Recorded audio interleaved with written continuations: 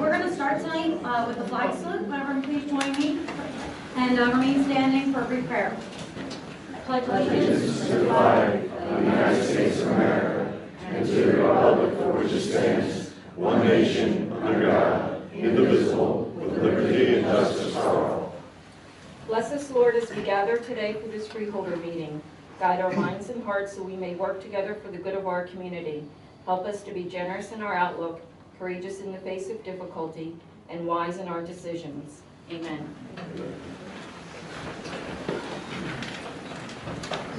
In compliance with the Open Public Meetings Act, this is to announce that adequate notice of this meeting has been provided.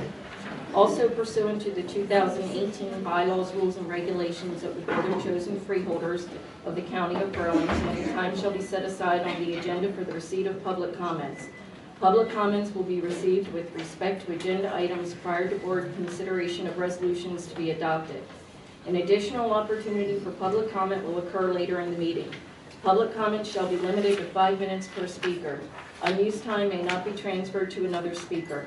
Persons may speak once per public comment period.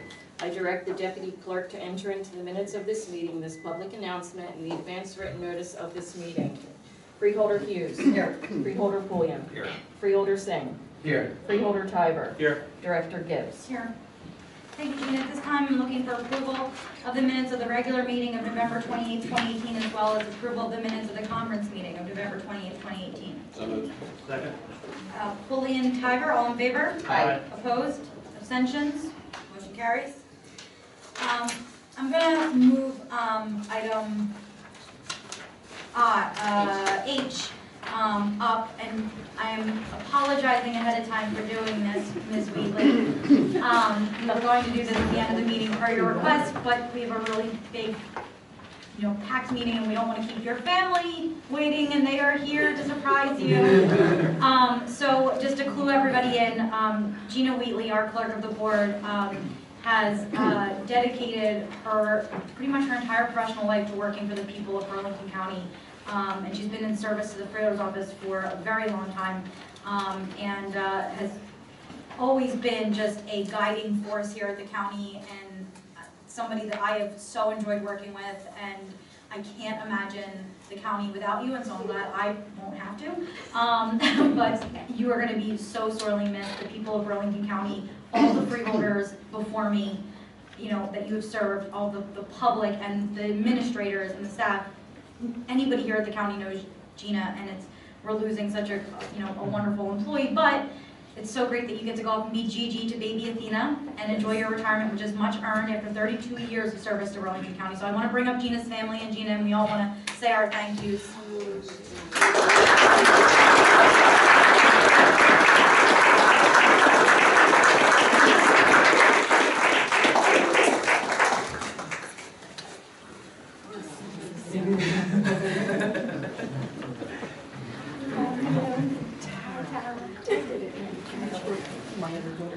Hi, how are you?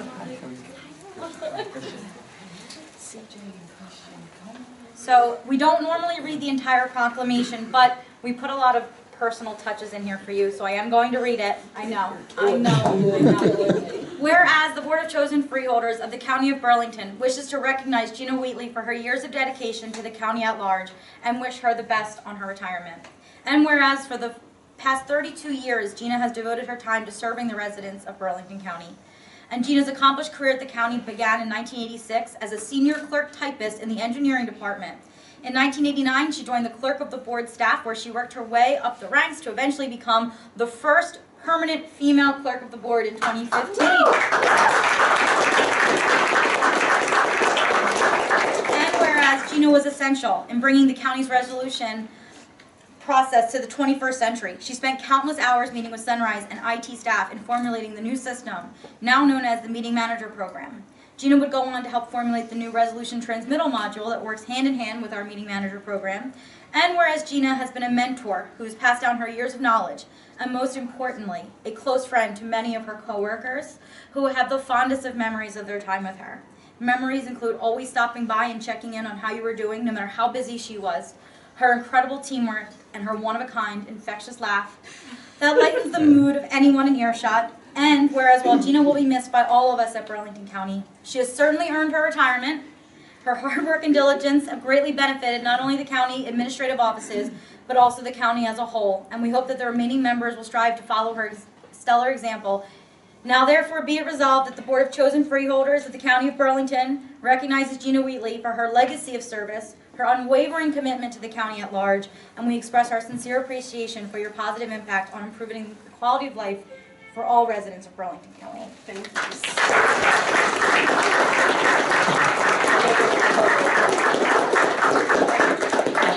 Everyone, thank you. Do you want to say anything? Not really, no. You said it all. I mean, it's really been great working with everybody here over the last 32 years. They have some amazing, amazing people here at the county, and it was my privilege and honor to work with all of you, and really some great, all 5 county administrators that I've had the pleasure of working under have just been great. So thank you. Gina. Thanks.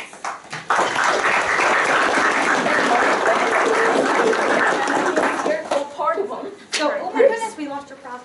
So, you know, because you've been here just a little bit of time, you earned your clock.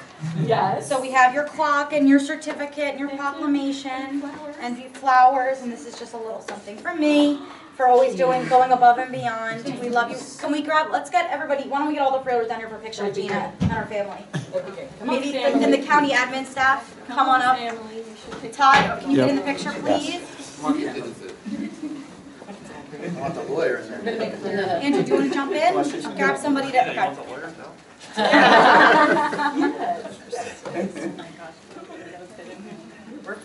Dina, come on up. Mary Pat. Mary Pat. And Carl Buck. Is Carl Buck here? Carl. Well, both. Need to Photoshop Mary into the picture.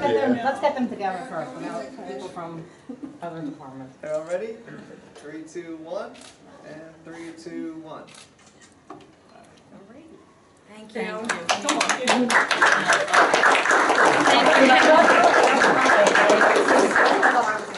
Oh my God. Let me put your flowers back in order. Thank you so much.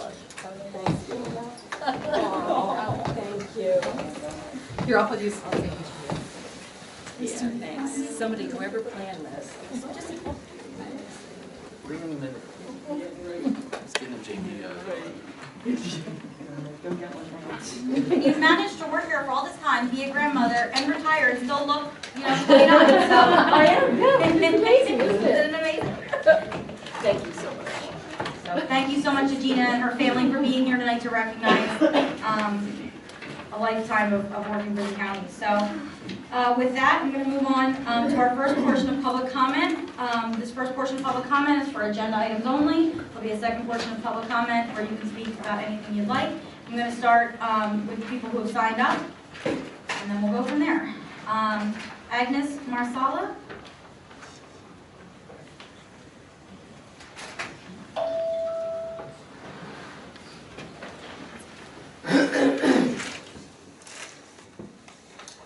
Good evening. My name is Agnes Marsala, and I reside at 42 Cromwell Drive, Chesterfield, New Jersey. It's been a while since I've attended a Freeholders meeting. I thought I could take it for your word that you would not be addressing the road opening issue in the final weeks of the year. Yet here we are with agenda item G32. Look, I get it. You ran for and gained public office to help your own personal economic situations. Director Gibbs is responsible for business development for the Labor Management Fund for Engineers Local 325 operating engineers. She works to connect the union's signatory contractors with developers to create job opportunities. Similarly, Freeholder Tyver stands ready to earn his nearly $163,000 a year salary as a business rep of the very same International Union of Operating Engineers Local 825 by trying to push the SRL road openings through. And yes, the SRL does mean jobs for members of Local 825, of which there are between 6,500 and 7,000 members in the entire state. I tried to find out how many members in Burlington County. I couldn't get anyone on the phone from the union. Maybe Director Gibbs or Freeholder Tyver could provide that number. Because while we certainly care about our fellow New Jerseyans, I'm sure you would agree it isn't the freeholders' concern whether or not an operator from Hoboken is employed on the SRL, let alone Texas or Oklahoma. So how many operators are we talking about? 10, 20, 50? For the whole pipeline? Even if it is, say, 50 operators. Is that the trade-off we're willing to make for a 50-year commitment to an unneeded fossil fuel pipeline through a major Burlington County water supply? A pipeline that will put at risk those along the route that depend on access to these roads. Children that will endure crazy, long rerouting of their bus rides to school. The injured and infirm that will be put at risk when ambulances are denied quick access to them. To say nothing of firefighters and other first responders who will waste precious moments trying to get to an event. Do you want to wake your child an hour early each day for school? Would you care to call 911 because, God forbid, someone is hurt, there's a fire, only to wait for help to arrive too late? And don't forget, once this massive pipeline is in place, we're signing off on any future improvements that would require digging in the right-of-way. That's 40 or 50 years of being denied access to the right-of-way of these major arteries. The county engineer denied NJNG road closings for these and other safety concerns. In his report to the New Jersey Board of Public Utilities hearing dated August 25th, 2015, Mr. Bickley stated, NJNG's route crosses the driveways of the Chesterfield Police Station, Firehouse, and EMS station, which will impact their ability to respond in the event of an emergency. NJNG has failed to address anticipated impacts to traffic safety during pipeline construction. NJNG has failed to address construction-related traffic impacts, including road closures and detours. NJ has failed to address how the construction will impact safety and access to area homes and businesses. The existing county road right-of-way for both routes 528 and 664 is occupied by various utility companies to provide local utility service. Routes 528 and 664 are limited by a narrow right-of-way established in the 1800s with no plan for accommodating a high-pressure gas transmission pipeline. Local utility service expansion for gas, water, and sewer has been planned, but not yet fully constructed to service existing communities. Local homeowners and businesses will incur significantly increased connection costs. The loss in usable right-of-way due to hosting a high-pressure gas pipeline will make providing local utility service very complex, costly, and will discourage future expansion. End of quote. That's for up to 50 years. From what I can gather, and information is hard to come by, Judge Bookbinder ruled the NJNG and the county work out these problems. What I'd like to hear how NJNG plans to magically transform small, old, narrow roads into modern, wide ones with adequate rights of way to accommodate their massive pipeline. I think the taxpayers, as well as the ratepayers of Burlington County, have the right to know the answers to these and many other questions before the authorization to open or close the roads is given. Thank you.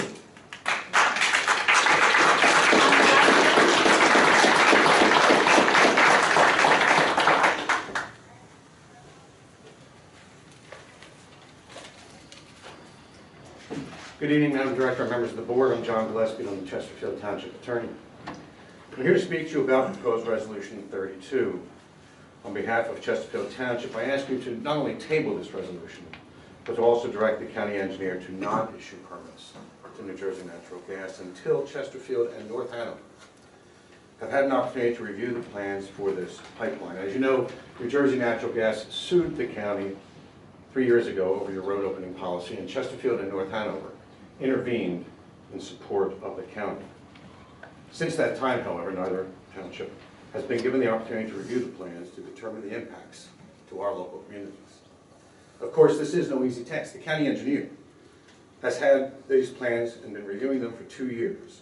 And we appreciate their efforts, and we appreciate their attention to detail, particularly as that detail affects our communities. Unfortunately, despite repeated requests, neither New Jersey Natural Gas nor the county will sit down with us to go over the plans. Yet, on a November 27 conference call with Judge Bookbinder a couple weeks ago, your attorney announced that, quote, a decision on the permit application is forthcoming and will be out shortly, end quote. Perhaps this resolution is that decision.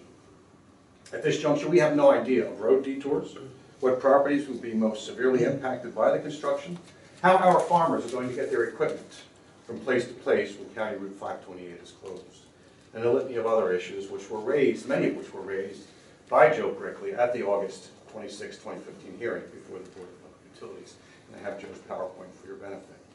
They were concerns then and they're concerns now. As you know, this pipeline will not provide any natural gas supply to anyone in Burlington County, and our residents and businesses derive no benefit from its construction. Certainly Chesterfield Township doesn't. As a courtesy to your municipalities, allow us participation in the process to review the plans and to communicate to you our concerns and suggestions regarding same before any permits are even considered. Again, this request has been rejected by your attorney and by MJ&G's attorneys throughout the course of this litigation. Thus, this direct appeal to you. There's no reason to rush through this tonight without giving the most directly affected towns the opportunity to participate and comment. Your current policy does not allow the closure of the roads. This pipeline cannot be constructed without closing these 2 roads. Your Resolution 32, however, allows it to happen. Secondly, we ask you to table it to allow Director Gibbs and Mr. Tyler to receive direction from the county solicitor as to whether they can vote on this resolution. In fairness to the Director and Mr. Tyler, and certainly to the county solicitor, you may not be aware that at a public hearing before the BPU on July 28 and August 26, 2015, representatives of your employer, Local 825, spoke on behalf of and in direct support of this pipeline project, the very project that this resolution will facilitate. Specifically, Duane Ortega stated that he represented the ELEC, which is the Labor Management Fund representing over 6,500 local 828 operating engineers. ELEC focuses on promoting economic development, construction projects, and investments in infrastructure. The proposed Southern Reliability Link is a perfect example of the type of infrastructure investments that are so important to ELEC. The benefits of such a project are numerous, including but not limited to the jobs created for our members and contractors who will work on this project. In addition to his comments, Maddie White spoke as the business rep for Local 825 and said that we are the heavy equipment operators out there that build and install the pipelines. And then she went on to give the experience that 825 has with pipelines and made it very clear that this project was important to 825, to its members, to provide them with work during the construction time frame. And I will give you the transcripts of that because I think it's only fair that you have them before you make a decision on whether to vote on this application. I know you weren't aware of it. I'm equally certain that Kendall wasn't aware of it. I said earlier that Burlington County residents and businesses derive no benefit from the construction of the pipeline. Obviously, your employer is an exception, as that testimony reveals.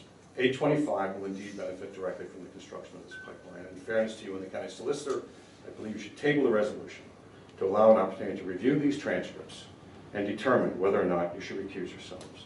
The answer certainly appears obvious, but you may want time to give this consideration in consultation with your county council. Your bylaws provide, at Article 8, Paragraph 6, when a motion is made and seconded, it shall be stated by the director and then opened by the director to debate. On all motions and resolutions, sorry? Just finish your thought, that's your timer. Oh, I'm sorry, thank you. I respectfully urge you to go ahead and make that motion to table it. It only takes 1 vote to make the motion and 1 vote to second it. Table it, give your towns a chance to look at these plans, which we've been denied the opportunity to do, and let us comment to you directly as to what our concerns will be once we review the plans. Thank you so much.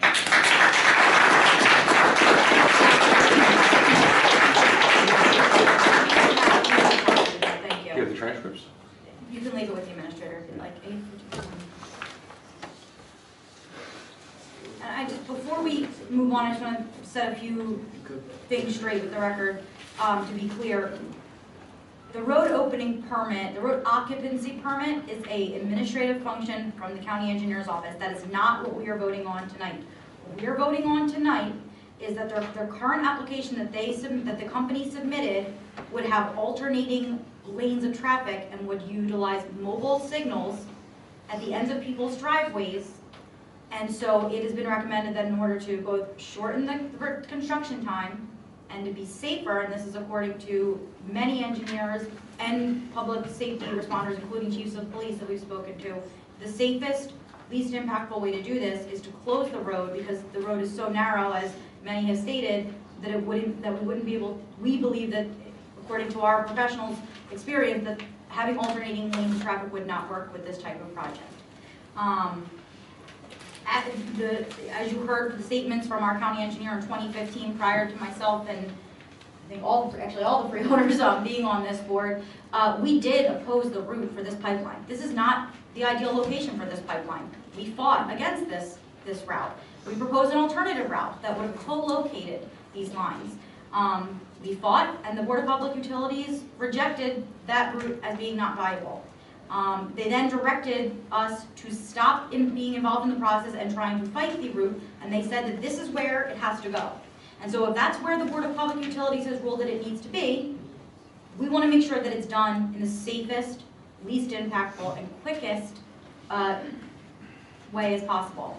And so that's what this resolution seeks to do. It is not the road opening permit itself. The freeholders do not vote on that. It is an administrative document that happens through the county engineer's office. This allows for lane closure. I just want to be clear about that.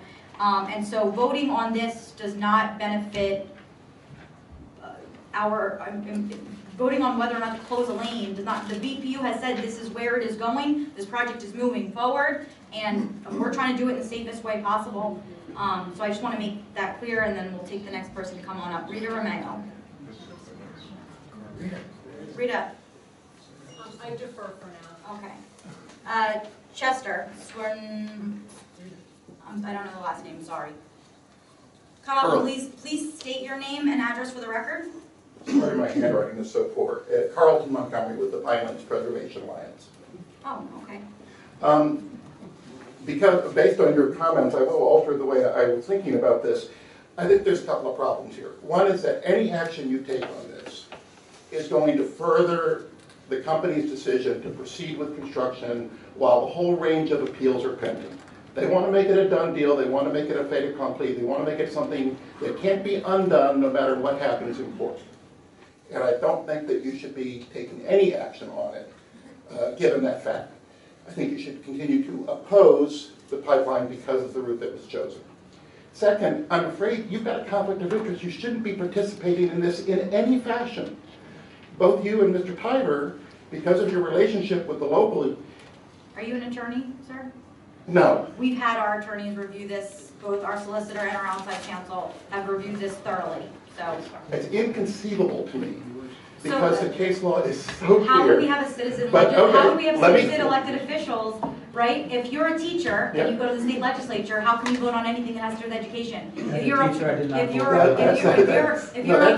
farmer, how, There's an ethics law. As a teacher, I cannot vote on any negotiations, and I sat on the school board, just so you know. on negotiations, In fact, when in public, I couldn't even vote at that time, forget even participating in negotiations. There's a law against it in the state. There is laws in the state for local. I'm just saying, you mentioned teachers. Okay. The point is that I get a minute here. The local union took positions before the BPU, before the Pinelands Commission. Many of them are here. Once that has happened, you as employees, people who receive money from the union, cannot participate in a decision that directly affects this project. I believe that firmly to be true, and I think it's poor judgment for anybody to think that you are helping the cause either of clarity in the outcome, or of getting the pipeline built, or of resolving the legal issue so that we know what the final outcome is to continue to participate. But fundamentally, again, I just want to reiterate, I think the county should not be taking any steps that further the project, as I think this one does, while these legal appeals are pending. Let these things get resolved, because you're putting your residents, you're putting natural resources, you're putting property at risk for no good reason until those things are resolved. Thank you. Thank you.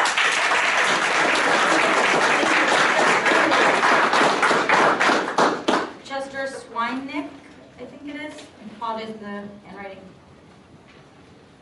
When you come up, please state your name and address for the record. Yes, my name is Chester Swinick, Springfield Township, Town mailing address. I am a member of Local 825, and I understand that there is a lot of animosity about this project, and there is relevance to it as to the people in Ocean County who actually do need some of this, and obviously nobody wants it in their backyard. That's fine, everybody has their chance to talk. And I believe that it's only fair that they have the opportunity to get this. We have gas in our backyards. Where did it come from? Somebody that didn't want it in their backyards. It all trickles down. It's there. It's bound to be. They need it. We need it. If they cut it off what we have, what do we have? We have nothing. So I'm just saying that I'm for it, and I would like to thank you all for doing such a good job. It's a thankless job. There's no doubt about it to sit through all this kind of stuff. I'm not going to please all the people all the time, but you do a heck of a job trying. Thank you. Thanks.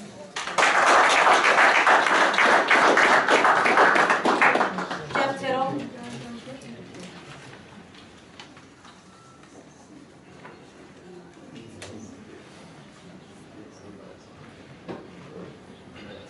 Jeff Tittle, Director of New Jersey Sierra Club, who represents 1,100 members here in Burlington County. We are a litigant against the Pinelands Commission on the approval of the Southern Reliability Link. So I want to make sure you understand that up front, as are some of the towns here, as is the Pinelands Preservation Alliance. We're here because New Jersey Natural Gas is trying to do an end run around the courts and the public process. They are proceeding in Ocean County, for instance, with starting to build their pipeline. They're now here to get road opening permits. They are doing it at their own risk, which means that you, if you allow this to happen, you are risking public health and safety and lives of the people of Burlington County.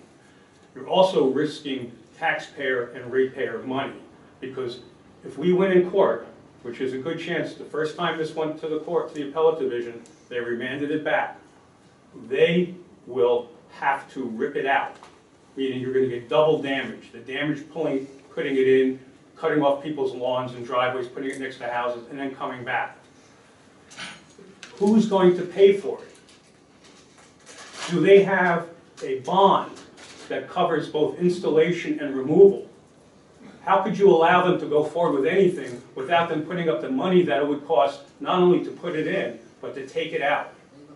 Also, if there's an accident, you're closing roads, there's emergency responders and others that are going to be cut off in that process. Please wait. What is a few months going to do? You know, the voters in this county spoke in the last election. This is now a lame duck body. Don't turn from lame ducks into vultures. Do not side with New Jersey Natural Gas over the public health, safety, and interest of your own residents and taxpayers. We urge you to table this for tonight. And I just wanted to add something else, because here's the letter from the Employee Laborers Employee Cooperative. Now, as a director of the Sierra Club, my attorneys have told me if I sat on a governmental board and the Sierra Club sent a letter like this, I would have to recuse myself. Very simple. And I've turned down appointments by different governors. I also had to get off a planning board. The point is, this is an ethical issue. This is a moral issue. This is a public health and safety issue. And that's why we're here tonight. Table this motion. It's the best thing you can do. Give a Christmas gift to the residents in these towns who do not want to have bulldozers waking them up at 6 o'clock in the morning while this case is still pending and other cases are still pending. Do your residents and your citizens and your taxpayers a favor. Table this now, because this is the holidays coming. You've got trucks showing up at 6 a.m. You've got diesels going. You've got people digging. You've got pipes being dropped off at people. It's creating a nuisance. It's creating a hazard. And yet, you want to go forward with it. New Jersey Natural Gas is proceeding at their own risk. You should not be risking your own people for New Jersey Natural Gas. Do not sacrifice them to a gas company for a project that's unneeded and unnecessary. That is the point of tonight, and that's why we're here. Do your job. Cancel this project right now. Thank you.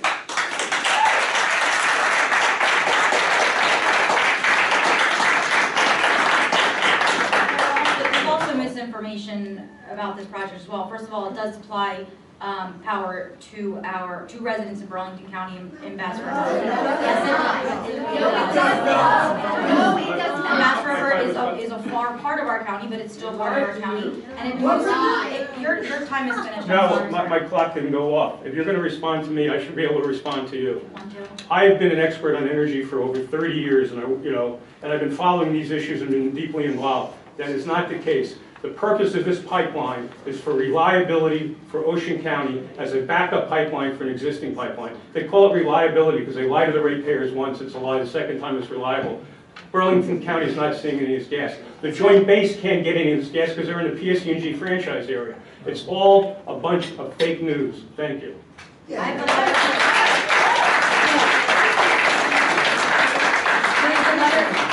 letter here from Deputy Base Civil Engineer from the Joint Base explicitly explaining why this line will run right into their station on base, which will provide energy independence for the base, which is a matter of homeland security, and also protects us in BRAC hearings. And I don't know if you're aware of this, but the Joint Base is the second largest employer in the entire state, the first largest employer in all of Burlington County, and responsible for billions of dollars of economic activity. A closure would devastate not only Burlington County, the state and the region. And so if you're saying that the Deputy Base Civil Engineer and Base Commander are being untruthful, this is a letter from them. Yes, I am. Yes, they are. New Jersey law, very simply, they're in the PSE&G franchise area. It's the only place under New Jersey law they can get gas. Right. Rebecca Free.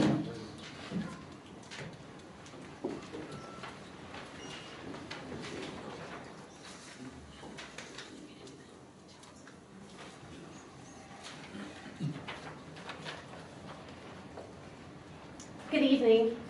My name is Rebecca Free. I live in Bordentown, New Jersey, and I'm married to a farmer in Chesterfield, New Jersey. This, I'd like to show you all, is what's happening in Plumstead, Ocean County, by all these farm fields right now. This is what's happening. This is what it looks like.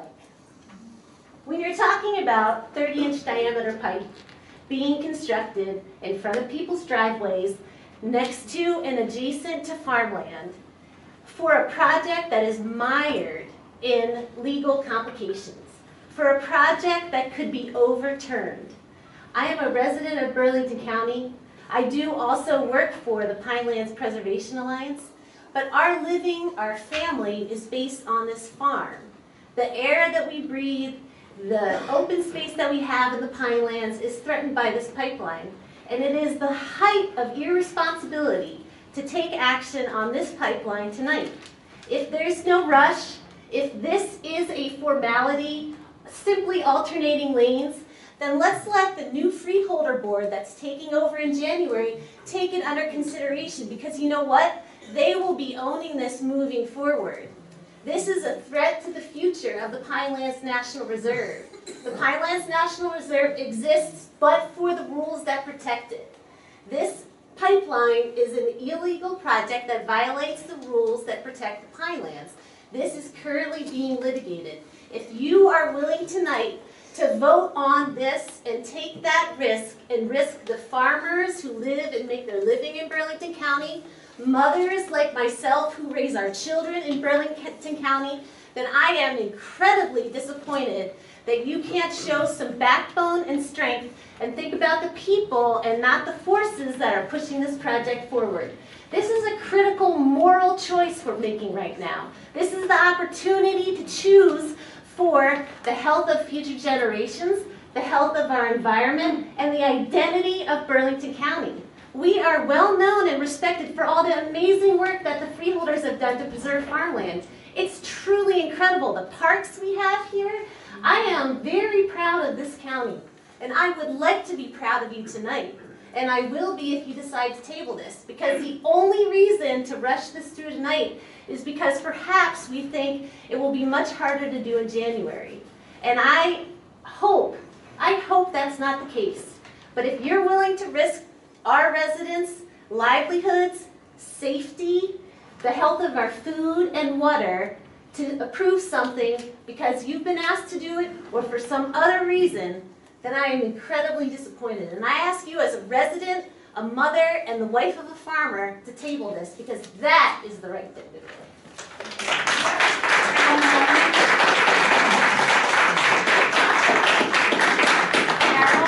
Different issue, but make them wait till the Smithfield Bridge is gone. So you want to wait till the end? Yeah. Okay. Jane France? I know, I'll right? defer. Okay. Dawn Sheridan?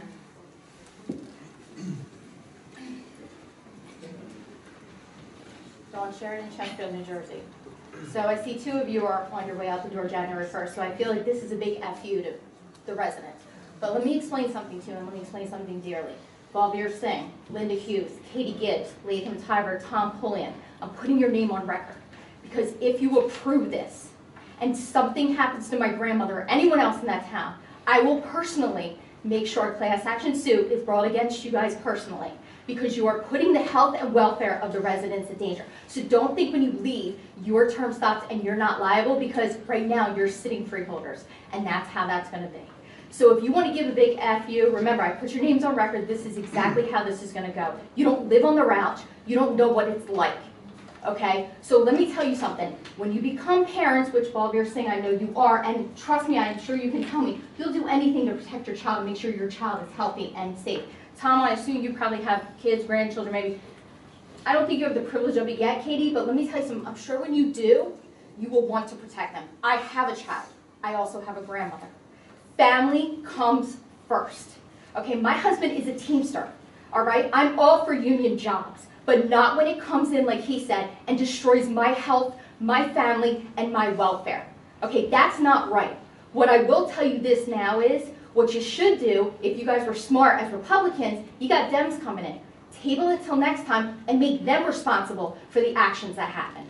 Because at the end of the day, if this election didn't show you anything, you're not vulnerable. And if you think when you leave this office you're going to get another spot somewhere else, we will remember this. We will. And if you think that the lady, who I know personally, took out the sign for Tom MacArthur, who thought he couldn't be beat, I will personally take out billboards all up and down the turnpike, and I'll get enough money to do it, and that will say anything you run for, it will be smeared there. They will know who you are. Like Andy Kim reiterated for MacArthur with that healthcare bill, I will reiterate this. So remember, you have an opportunity to step back, and you can say conflict of interest, but let me tell you something. If you're a teacher, like you said, and you have people that work as teachers, you can't vote on anything to do with the Board of Education. So again, you two are Local 825. It is a conflict of interest, and I'm going to put it on record right now. I will go sit in the governor's office. Okay, I will do a sit-in, and I'll get a lot of people that can do it, trust me. I will sit in the governor's office, and I will make him look at that. So if you think when you leave it's not, make sure you take enough money for your legal fees, because let me tell you something. I'll make sure that everybody knows, and I'll make sure if there is any type of legal ramification I can come back for, I will do it. Because at the end of the day, I know a ton of lawyers outside of the state, and I know a ton of lawyers in the state, okay? So I am working with all of them behind the scenes to make sure that this is done in the utmost. You have no reason to put this on. All this is, to be honest, is you two are mad that you lost, and you want to give a big F you to us. Well, guess what? It's not happening. And be careful, because your term is almost up, and whether you run out or not, your seat's gone. And Tom and Balbir, you've been doing a good job so far, but remember, that seat does not get warm and stay warm long. It can go very cold. So remember, this is on you guys if you vote this way. But what I will say is I hope, because I'm hoping Balbir denies it. I'm hoping Tom denies it. I know Linda's for it. She's giving a big FU. You're for it because you're giving a big FU. But I hope you say, you know what, I'm recusing myself. And then it's a done deal. That would be the Christmas present. But you know what? If you don't, Merry Christmas, Happy New Year, you're a Grinch.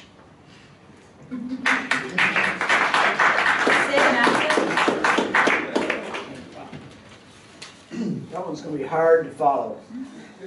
I'm Sid Madison from Piscataway. I rise in opposition to the pipeline and the associated G32. Piscataway is the home of Rutgers. There are a lot of climate scientists there, and I've learned a lot from them. They are part of the group that won the Nobel Prize in 2007. And recently there was a report out of the IPCC called Special Report 15, and I could do 15 minutes, but I'm limited, so I'll give you a what they call a spoiler alert. The more we allow the temperature to go up, the worse the damage is going to be, period. So what I'd like to tell you about now is from a climate standpoint, we should not be doing any more fossil fuels, which this project is doing more fossil fuels. A way to remember that we should be doing no more fossil fuel infrastructure is when you're in a hole, stop digging. There you go. Some advice for the future for those people that vote for this. Sooner or later, your kids or your grandkids are going to say, what did you do to stop it? What did you do to stop it? That's going to be a hard question to answer if you don't table this. So remember, no more fossil fuel infrastructure. Stop digging when you're in a hole. What will you say to your grandchildren? Table G32. Thank you.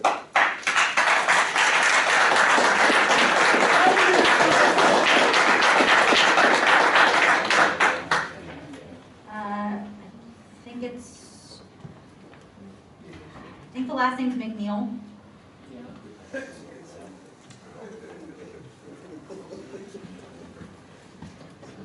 Please state your name and address for the record. My name is Chesterfield. I live in Brooklyn, New Jersey. I'm not much of a speaker, so I'm going to kind of read up for this. I want to start off by saying, excuse me if I stumble. I'm not much of a public speaker. I'm a very proud and hardworking Local 172 member, as all of our members are. This project is strongly supported by the mission of the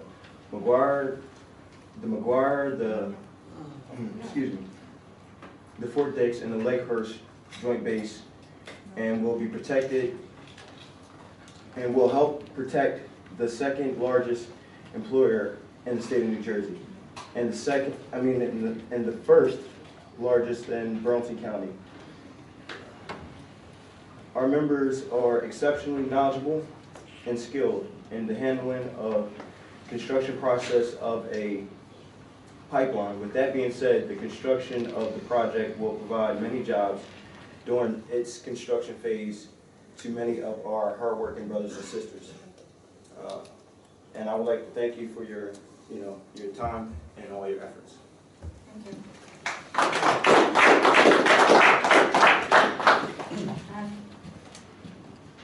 Randy Brolo. Good evening. I'm from Labor's Local 172.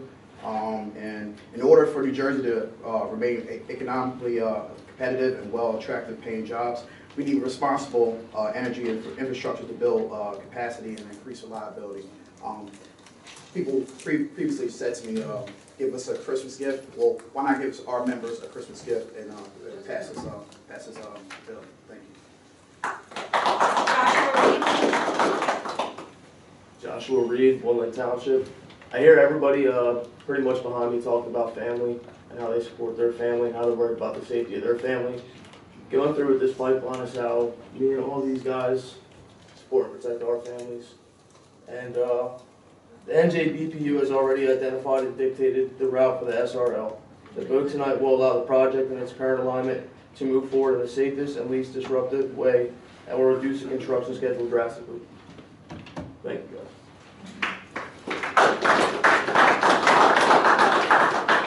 Chris Bolke.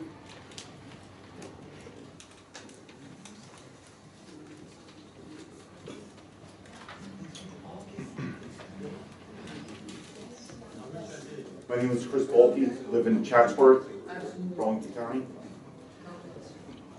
I'm a member of the International Union of Operating Engineers Local 825, which covers the state of New Jersey. I am in favor of this pipeline. I would welcome natural gas to Chatsworth, and so would many of my neighbors. Natural gas is much more efficient than home heating oil and much cheaper. Home heating oil does not burn clean and is an environmental risk in that the storage tanks inherently leak into the ground. I think the entire state of New Jersey should have natural gas made available to every residence and business, so there's no need for a heating oil. The price of oil is high. The only way my town will get natural gas is to keep increasing the supply to New Jersey, which this pipeline does. Pipeline jobs stay local. I repeat that Local 825 operating engineers covers the entire state of New Jersey. Local 825 will man every pipeline job in New Jersey with a minimum presence of 67% of the manpower. That's 2 operating engineers from Local 825 to every 1 traveler from out of state. On the last 4 pipeline jobs in New Jersey, at the end of the job, it was calculated that Local 825 manned 80 to 85% of the equipment operation work. In the first half of 2018, I worked on a 3-mile pipeline in North Jersey. There were no injuries or accidents, 0 OSHA recordables. The contractor stressed safety every day. This job put about 27 men from Local 825 to work. That's 27 New Jersey residents, and there was 10 out-of-state travelers. People who work on pipelines are highly trained. Local 825 has 2 training facilities. Each year we train between 30 and 50 members specifically for pipelines, utilizing approximately $5 million worth of equipment. The International Union of Operating Engineers conducts nationwide pipeline training every year. Last winter, the International conducted over 180 training classes all across the United States for a total of 160,000 man-hours of pipeline training. I personally have worked in construction, specifically excavation, all my life. My father's a member of Local 825. I've been working on pipelines for 7 years now. People who work on pipelines want to work on pipelines because it's good work. It is long hours. We know that gives us the opportunity to make extra money. I personally have been able to pay off credit cards and purchase new vehicles specifically because of the steady overtime that I received working on a pipeline. I have many friends that have been able to do the same, pay off debt quickly, and pay our taxes. Pipelines might not provide us with permanent jobs, as opponents to pipelines always state, but they do provide us with good, steady work where you can get ahead or get out of debt. I would also like to state that there are no permanent jobs in construction. You get sent out to a job, you do your work, you finish the job, whatever it might be, a new building, a roadway, a bridge, tunnel, and yes, even a pipeline, then you go to the next job. I've been attending pipeline meetings for about 3 years now, and I have to say I'm amazed by the people that talk at these meetings that, as if they are experts on pipelines, and most of what I've heard is incorrect. If a person has not worked on a pipeline or in the construction field, how can they comment accurately on the means and methods of pipeline construction? The field of construction cannot be taught on Facebook, Twitter, or the blogs. The only way is specific training and to be on the job. I'd also like to state that this is not the first pipeline in New Jersey, and this is not the first pipeline to go down the center of a road. I am in favor of this pipeline. It will bring good jobs for the local people and economic growth for the local businesses. Thank you.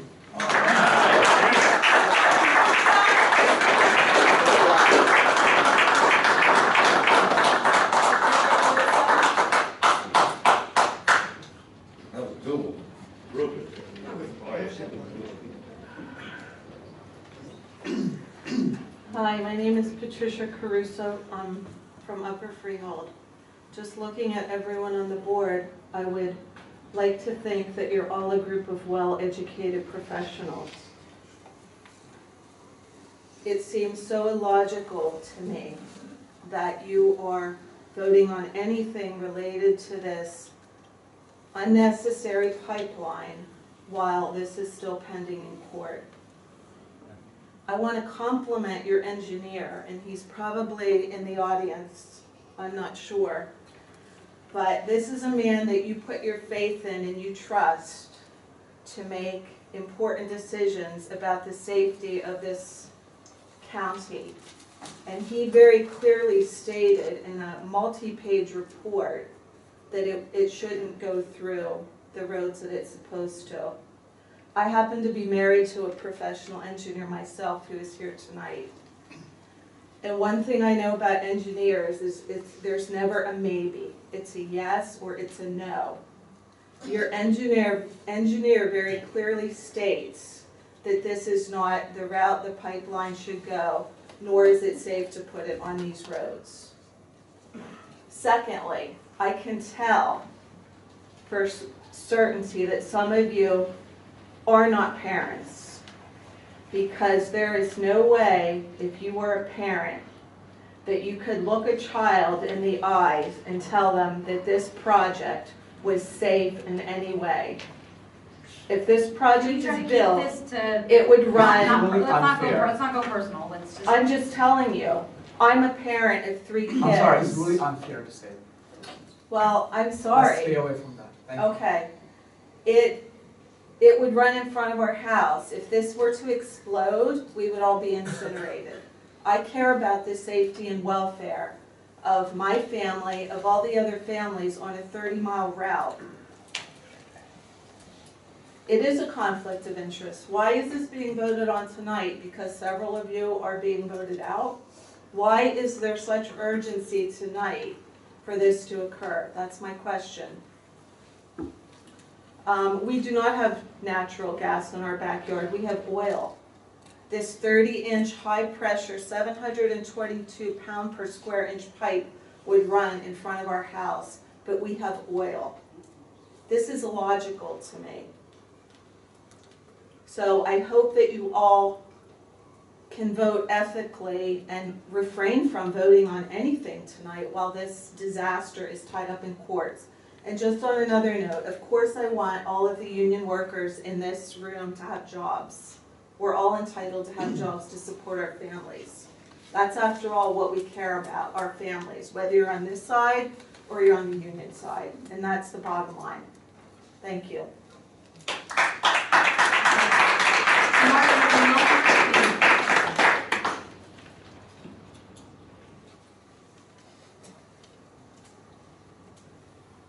Good evening. Please state your name and address for the record. How you doing? My name is Mark McNeil. I'm a taxpaying veteran that resides here in Broughton County, and I work for Local 172. There's many veterans that's like me that was given a great opportunity. Local 172 with open arms. I actually work on the pipeline now. She said she's in Bordentown. I've been in Bordentown for the last couple of months. You haven't heard anything, any bad things or anything? She probably didn't even know we were there. This pipeline is SRL that would allow joint base to achieve energy and independence. It's connecting, it's a project on the base, and not only important to against the BRAC, but also a major asset to homeland security and public safety. Again, this job has definitely benefited me very well this year. So I'm for this job. Thank you. Thank you. Thank you for your service.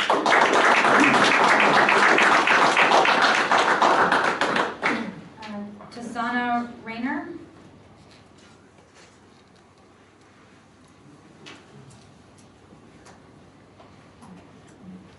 Hello, I'm Tasana Runner. I live in Pemberton. I just want to say I'm a public school teacher here in the Pinelands, living in the Pinelands, raising my family in the Pinelands. I'm a property owner. Just like all of the union guys here, I'm a union person too. And none of us making a ton of money. So I know for a fact that it can't be the only thing that is causing people to want this or not want this. But I will tell you this. My first memory of this Freeholder meeting ever was a couple years ago, and I literally bounced out of here so proud of you guys. You had just acquired more land to preserve for historic farms and more trails and cycling, and it was really great. I was so proud. And to see you possibly approve this stuff while it's still in court really undermines the good works you have already done. And regardless of money, I think that's a terrible idea for you and for our county and for our residents, for the students that are here, my own children, your families, and everybody else's family. I think the best idea would be if you tabled it. Let the courts process do its job. Let it do its job. Because in the end, I don't think it's the natural gas company that's going to care that much about everybody else. Not the union workers, not me, not you, and not anybody else's child. But everybody in the Pinelands that relies on its cleanliness to support all of their farming economies and other economies all within the Pinelands, they're almost all supported by the cleanliness of our natural resources. And while I understand that infrastructure has to be improved, increased, and progressed, I get that, but let's do it in the right way. Let's make sure that all the court stuff is done first. And then if it is, and it's all approved, and it's going through, great, give them all the chance to do it. They should. But do it right. Thank you.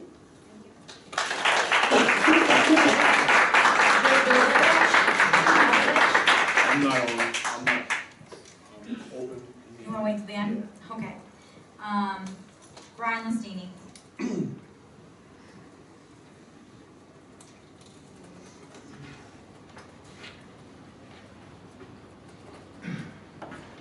Good evening, Brian Listini, Morristown, New Jersey. I'm probably not going to say anything you haven't heard already tonight, but I'm going to go ahead and say it again anyway. I am a Burlington County taxpayer and voter. I'm also the father of 2 young children. I'm here tonight speaking on my own behalf, and I'm calling for the freeholders to postpone a vote on item G32, the road permits needed to begin construction of the SRL pipeline in Burlington County. First, I'm concerned and discouraged by the timing of this vote. It seems that by placing this on what is one of the last agendas before a change in leadership, the will of the majority of Burlington County voters is being discounted by this board. Almost 1 year ago to the day, I stood before you with a reminder that the voters of Burlington County had sent a clear message that the current means of governing with inadequate transparency and accountability to those you've been elected to represent needs to change. Since that time, I've seen this board circumvent an open and transparent process, instead working behind closed doors to reappoint a Pinelands commissioner determined to undermine the very mission he's charged to uphold. I've seen dramatic cuts to funding for open space and farmland preservation. I've witnessed what is arguably a woefully inadequate response to the public health crisis of screening for and eliminating lead in drinking water for several county municipalities. Which brings us to the present, and the question of whether this board should approve road permits for a project of unsettled legitimacy and legality, one that will have no benefit for the taxpayers of Burlington County, but lasting effects on the well-being of our communities and the Pinelands. To allow for the disruption of taxpayer-funded county roads, as well as destruction of an area of national ecological significance, when there is a realistic probability that the project will be legally halted, is a prime example of poor stewardship of both taxpayer dollars and our natural resources. In the bigger picture, and with all due respect to the workers in this room, it is irresponsible to present working families with a false choice between their livelihoods versus conservation of the Pinelands, which we all treasure.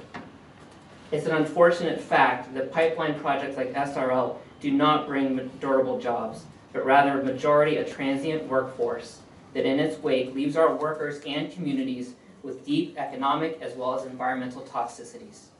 Rather, we owe it to the hardworking men and women of our county, many of whom are in this room, to present them with a vision for making our county a leader in attracting clean energy businesses, building quality, long-lasting green jobs, and providing skills training for the coming clean energy economy.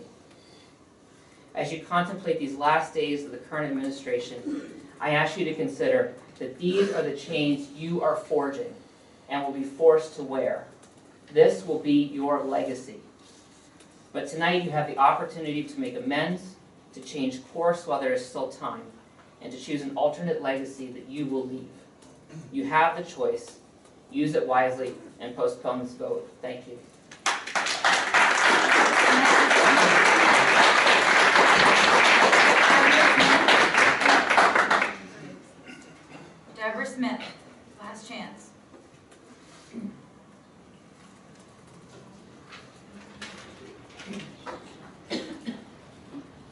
Hello, my name is Deborah Smith.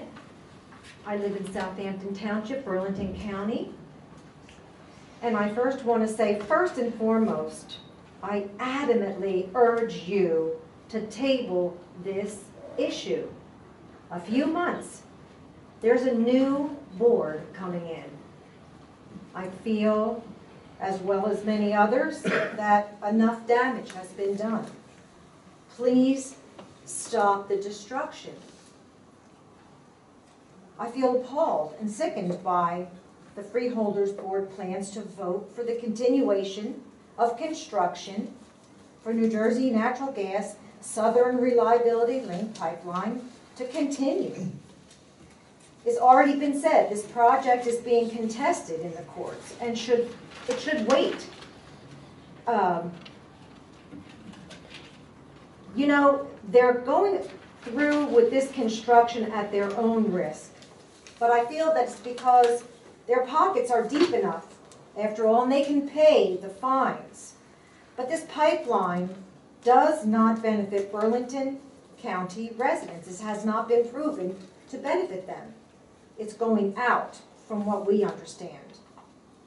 But the residents in Burlington County are going to be forced to absorb the negative environmental impacts and also the economic impacts. South Jersey has a very large agriculture that is a huge part of New Jersey. And to have that destroyed and marred is unthinkable. Now, it also wastes taxpayer dollars for this pipeline that may never even see approvals. So the safety risks during the construction phase of this pipeline and the danger that they present in the event of any leaks or explosions have been ignored. And I think at some points falsely stated to have a minimal safety effect. So I do feel that it's a terrible abuse of power for this board now to bring this to a vote during the lame duck session of the Freeholder Board. I absolutely don't doubt the ability of workers who install pipelines. Work is important. We need work in New Jersey. Unions are important. I'm retired, but I'm a union member still. But this line is not needed. It's not proven yet to be needed. It's still in court. So New Jersey has spider webs of pipelines already, natural gas and all kinds. There is no need for pipelines to start coming to South Jersey where the Pinelands are and the aquifer is with all of our water that benefits the agriculture. That is absolutely important to New Jersey. Now, I just want to read one more thing that I looked at online, and what it is I checked online to see what Burlington County has on their website. And, you know, I'm going to quote this. The website proclaims, in short, quality of life is an opportunity abounding in Burlington County. Welcome. We seem to have it all. Pristine pineland forests, northern office and business parks, modernized, historic downtown shopping districts, thousands of acres of open space and preserved farmland, attractive county parks, and comfortable suburban communities. I would really like you to live up to what it says on your website. The bottom of it said, we treat the taxpayers' money carefully. I urge you, strongly urge you, to table this issue. We're not talking about losing jobs. Everybody needs a job. But there are other jobs to be had, and this is in renewable energy. We just have to move forward. And we can move forward. Our new governor has talked about moving forward. Please do the right thing and just table this for now. Let the new administration decide what to do. You've done enough. Thank you.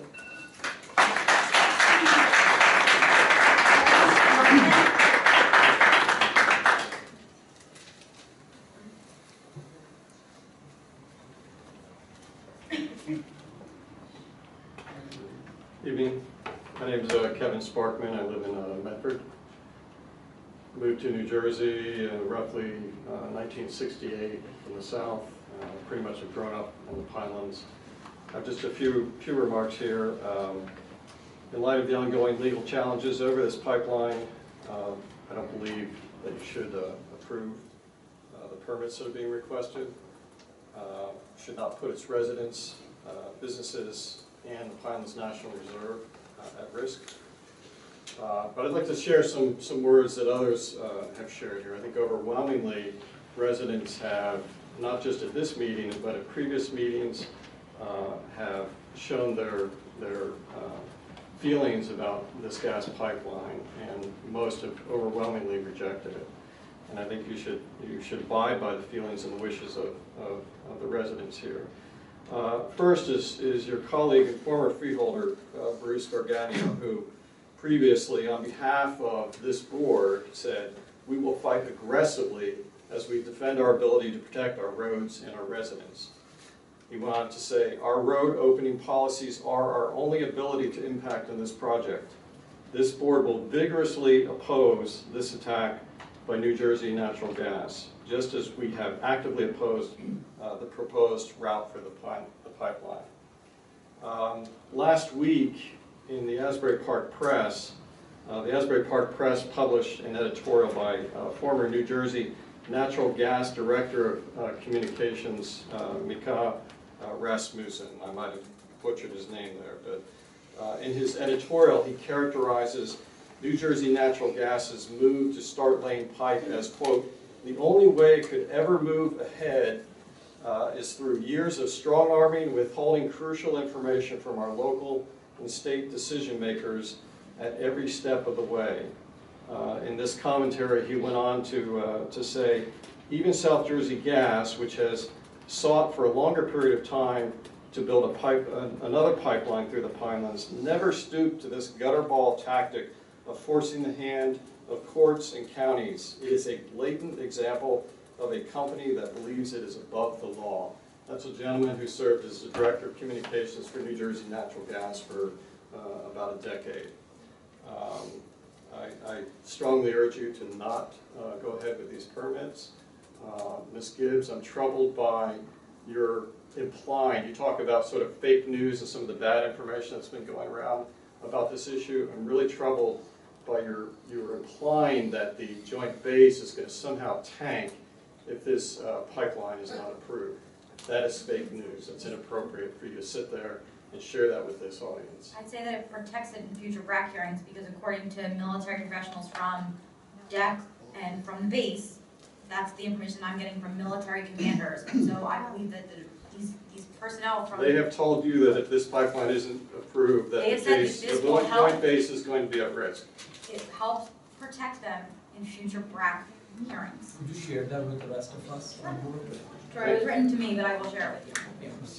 Thank you for your time.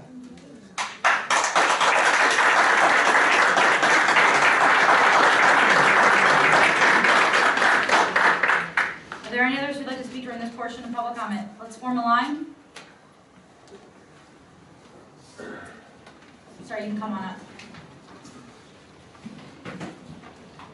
Bill Thames, Inland Township, Burlington County. As one of my fellow brothers was up here speaking before, I too wish that I had gas. I have to deal with nasty oil tanks that anybody else here would know. If an oil tank leaks, that's going to cause a great, huge environmental impact to the land, cost to anybody that has to incur that type of thing. And you know, talk about tearing up in front of your house. If anybody ever had an oil tank leak in the back of your house, You want to talk about construction equipment coming there, digging, tearing up your whole yard, that could be a big mess. So I wish I had gas. Other people in the back, you know, we get up, we said our part. And we're trying to be professional here as what we do. That's how we do our job. I just feel it's unfair how the Pinelands people back here and Sierra people back here can make stupid comments, and after, you know, our guys are done talking, I don't think that's very fair. Also, if you're worried about the environment, let's just think if anybody's ever seen a big pipeline go through like the mountains of Pennsylvania or Ohio or anything. They're big, huge, wide swaths. Let's think about California, about the fires there. Let's just say what it is, that's a big natural fire break. Now, if a fire was coming through, just imagine if we had a big open swath like President Trump said. That would have saved countless of homes, countless of houses, people that died. That's, you know, that's another benefit. Somebody also mentioned earlier from the Sierra Club or the Pinelands about a safety vehicle not being able to get through. I find that, you know, very odd that we would stop a safety vehicle from coming through. That would be high priority. I'm sure we have traffic control out there that would allow safety vehicles to get through and access whatever they got to get to in case there was a problem at a residence. I'm asking you not to table this because you know, I believe everything that's been said tonight on our behalf, as far as our jobs and all, you know, it's a great impact for everybody. If people in the Sierra Club, if they don't want the gas, you know, they can do themselves a favor and they can help everybody out. They can shut their own gas meter off if they don't want gas. We all wish we had gas. People that have it now, they have it and they like it. But there's other people that we want to get it, and this is the only way to get it is by putting in more gas pipelines and creating jobs. As far as economic impact, somebody said back here, yeah, it's going to be an economic impact. Imagine a small little town. Imagine a mom and pop store selling coffee, selling breakfast, selling hoagies. All these guys coming in. We spend our money in these stores. We got to buy gas in your towns. Your kid could be pumping gas. You know, your kid's getting tips. Your kid's getting raises. We're putting our money in your town. Yes, there's going to be an economic impact, a huge one, and it's going to benefit wherever you guys are living. Also, you're worried about the pipes blowing up in front of your house. That's not going to happen. And as far as the pipeline going in front of your driveway, there will be a little bit of inconvenience. But, you know, for future progress to be moved forward, I believe this needs to happen. That's all I have to say. Thank you. We'll alternate the sides, so we'll come from this side. Okay. Hi, Margot Pellegrino, Medford Lakes. You know, I appreciate like the guys that are really concerned about their jobs. I mean, it's a tough environment that we're in right now. But as union workers, they should be their union should be talking with the CEOs at the bargaining table about changing over, because you know what, we are seeing an evolution right now. Right now, this whole industry is going by the way of the fossil fuels will become fossils again. Because we know with climate change what is going to happen. If you look at Google Earth right now, they've already had the foresight, it's really funny and sad at the same time, to blur out South Jersey along the Delaware Bay shore. I don't know if you've taken a trip down there. People are moving out. You know, those populations are going down where it's constantly flooding. I do a lot of paddling on the Mullica River. And there's homes for sale constantly because those houses get flooded out. Now some of them are moving up, they're building up. But this is a real problem. And we already know that this pipeline is right now in court. And there's a really good chance it's going to lose because basically it is an illegal pipeline. So this is really silly, and it's just a testament to how much money that New Jersey Natural Gas has to throw away. Do they care about their employees? Absolutely not, because if they really cared, they'd be retraining them for geothermal, wind, and solar, and shrinking the grid, because right now we have a big, huge, cumbersome grid. And by the way, I forget how much the high percentage of fires that were actually caused by the electrical power lines out on the West Coast. That's a fact. All right, we have climate change. We cannot afford to say, well, it's better than oil. You know what? I have to tell you, I have gas. I hate it because I know that we need other things. We've got solar panels on our house, but unfortunately the government also, as you know, and this is not something you guys are going to be able to do anything about right now, you know that the federal subsidies right now for oil and gas are really what's keeping them in the money. And that is absolutely unfair because the status quo cannot be the status quo. We are at a point where we can either move forward and do something different that we have to do, or you can just keep doing the same thing. And trust me, this is documented. We will not forget. We will remember next election time. I know you guys aren't going to be around. But if people don't start paying attention to the future and keep putting their heads buried up in the past, best case scenario, I can tell you where a lot of them have their heads. But this is absolutely ridiculous. It's absolutely ridiculous. Is it fear? Is it the money? Because I don't know what the heck. There's really no good reason to do this. None. And it's a disservice to all these guys who want to work. I mean, the whole job, the whole discussion here isn't about jobs. It's about right and wrong. And the pipeline is going through the Pinelands National Reserve. And the Pinelands Commission was stacked, as you know, and as we all know. This is so, I'm telling you, history is not going to look nicely at this at all. Because it looks as stinky as the stinkiest swamp around. Thank you.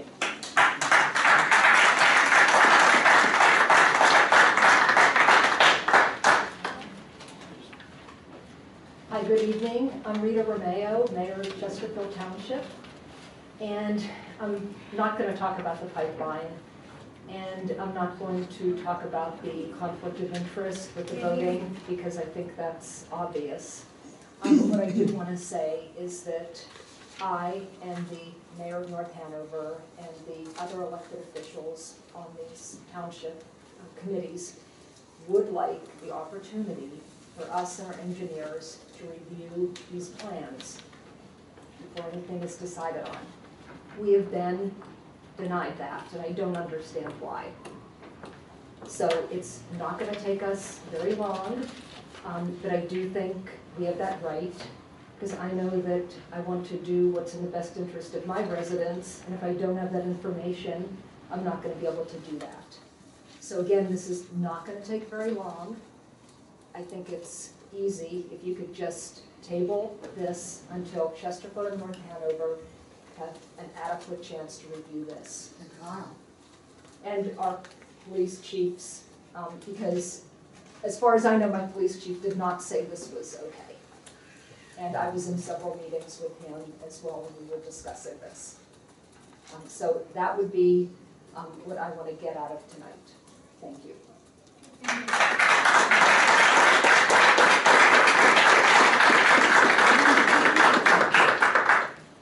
Hello, my name is Olivia Gamber and I'm a resident in Morristown in Burlington County. I'm also here to represent my grandfather, Alfred Driscoll, who cannot be here because of illness. I'm going to skip everything I had written because I think it's been said many times by previous speakers and well.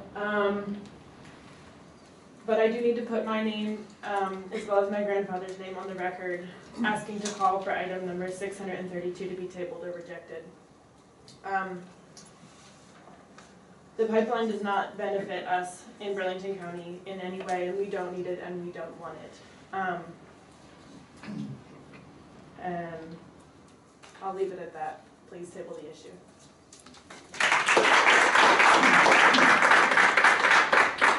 Let's keep it moving, guys. Come on.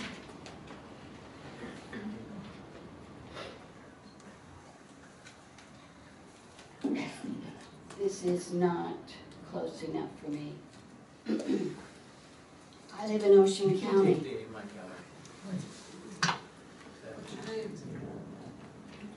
you so much. It's Marilyn Miller.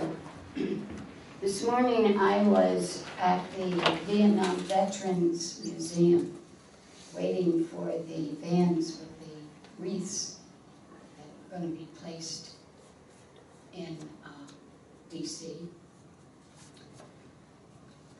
My ancestors fought in the Revolutionary War. Most of my family were military family. And I'm just shaking my head. Why did they do all this? And now it's just, well, so what? So what? What do we have courts for? So what? I don't get it. And I've been a union member. I also was a contract specialist at Fort Monmouth. I went through quite a few rifts. We won't have bases unless we have war. That's bottom line. There's so many empty buildings at Fort Dix. I had a friend that worked there. She was in the Army. My son was at McGuire in the Air Force.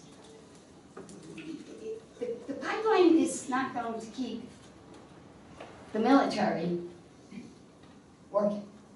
It's war that does it.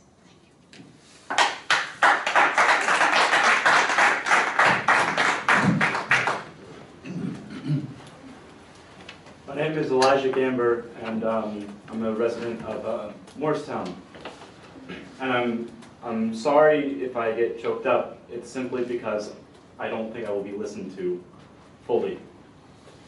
My point has already been made better by many people in this crowd. From the first speaker, I knew that there would be better words than I have to voice this opinion. But it seemed that there was active opposition to just hearing people's viewpoints from members here. And it seemed to me that they had built little earbuds of corporate money. I'm a little bit astounded by it, quite frankly, and your job is to listen to your constituents. And what your constituents are asking you to do is to recuse yourself. Your constituents are asking you not to be vultures at a lame duck session, but rather to put this against people who are elected who are going to have to go forward in the future and deal with this issue. I don't understand this opposition to what your constituents are asking you to do. It's not a flat-out rejection.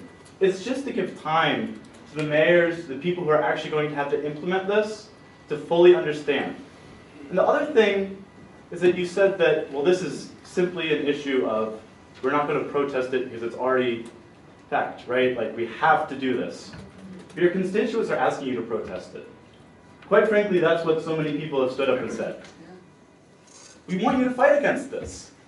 So, in this lame duck session, do the bare minimum. Do the bare minimum. And just table the bill. Thank you.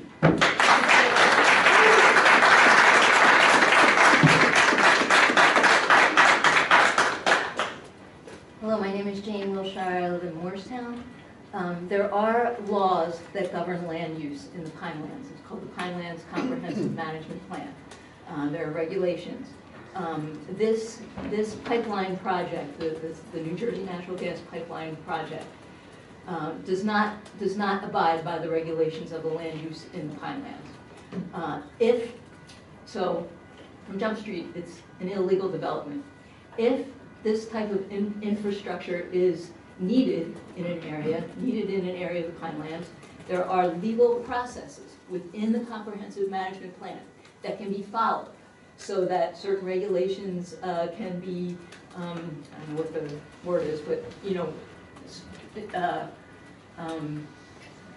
gone over. Or what I'm trying to say is, if infrastructure is needed within the legal comprehensive management plan, there are processes to address that.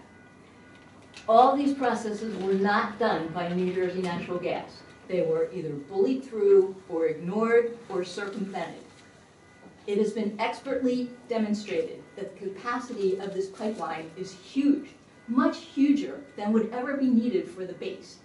So who is going to benefit from this pipeline? Not the people, not the residents of Burlington County. It's New Jersey Natural Gas, and it is going to be at the expense of the ratepayers. So since it is illegal, and since all the legal proper processes were ignored or bullied through, can you tell us, your constituents, why you won't table this vote until, oh, I forgot to say also, it's been challenged, has been said many times. It's been challenged by townships, legally challenged by organizations. So since it's illegal, since the proper processes were ignored or circumvented, why, please tell us, your constituents, why you won't table this vote until the courts can take the proper action. Because I believe that I was elected, my term ends on December 31st, and I believe that I was elected to do what I think is best for everybody in Burlington County. And sometimes that might not be popular, and sometimes there might be people who disagree with me, but I didn't take this job thinking it would be easier, thinking that everyone would like me. I truly believe that as a matter of public policy, this region needs natural gas infrastructure. I believe it protects the joint base. I believe that this is the safest, least impactful, and shortest way to do it. So I believe I'm doing the right thing. You may not agree with me. That's incorrect. You're incorrect. It's been expertly demonstrated that the capacity of this pipeline is huge. It's not for the base. It's not for Burlington County. It's for New Jersey natural gas at the expense. No. It's been expertly demonstrated that this claim of resiliency And it wouldn't have voted through the Pinelands Commission, gotten its DEP permits. Oh, yes, it was, because the Pinelands Commissioners who voted for it violated the rules, violated the law. And last year, we, your constituents, asked you to, first of all, we asked for transparency in the appointment of the Pinelands Commissioner. You did this show of transparency. Everybody knew by the end of the night that you were going to reappoint Mr. Erlin, and it had nothing to do with transparency. We let you know that we want the legal protections of the Pinelands upheld, and we wanted that by our Pinelands Commissioner, which our Pinelands Commissioner did not do. You were not reelected. The people of Burlington County have spoken. We want our freeholders to stand up for us and to stand up for the law. So the only ethical thing for you to do is not vote on this until it has gone through the courts. We are still your constituents. We, your constituents, are asking you to do the ethical thing, to table this vote. And if you do not do that, then you are unethical. And you can believe it, and still table it.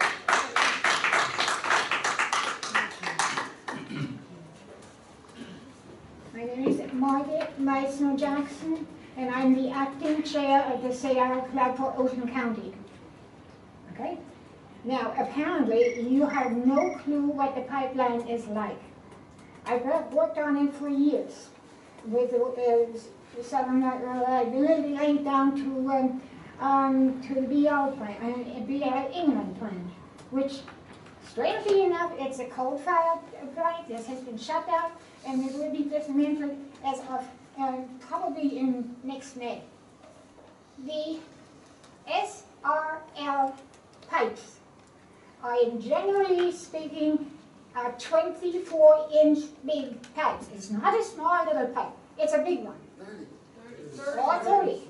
It depends where you are. And the area around it, not just to install it, but later on you have to have on each side another 25 feet of clearance, of vegetation clearance. That means all those trees have to go, whatever is in the way. Now how you're going to do this when you have propagates there is another thing. I have it in writing from the commanding general, the commanding officer of Fort Dix for the base there. And he wrote, they do not need national gas. No, they don't want it. They don't want to have anybody dig there either because ammunitions are buried under there. I guess you just don't know these things. I mean, it's unbelievable. Michael Rasmussen, he was when he was mentioned here before, he was a 9-year veteran for New Jersey Natural Gas. And he stated too, Fort Dix and the base there, they do not need it. It is not needed. Ocean County doesn't need it. We are going to build wind farms out there. Okay? And those are the jobs. And these are American jobs. Not for metal, not for pipelines or anything like that. for the pieces to make the wind go. Those are American jobs, and make American jobs.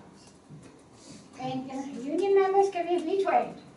In any business nowadays, they retrain people for new objects, and new models or whatever. This is not a done deal. So it's totally unnecessary. You figure out how you're going to have, if you want to go ahead with this, court record or not, if you want to have a big pipeline and have on each side 25 feet clearance, what are you going to do with those people when it runs through their township? Ocean County does not need it. It's a lie. And not only that, these gas companies, they trade with each other. They're buying gas from each other. That happens with the Penn East here, and there are several companies that are involved in that, and they trade the gas and charge the consumer extra rate. So it's something that really needs to be hit. Hold it, delay that, and you have to wait for a court decision anyway, because it's going to go to court again and again and again. And like I said, Ocean County does not need it. And I speak for Ocean County. So, thank you.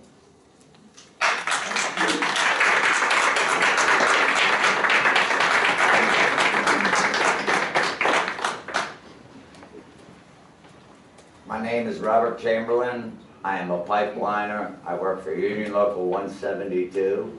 The picture the girl showed you of the farm, I know it well. I can see it from my second story of my house. That's how close this pipeline is coming to me. I have 13-year-old twins at home.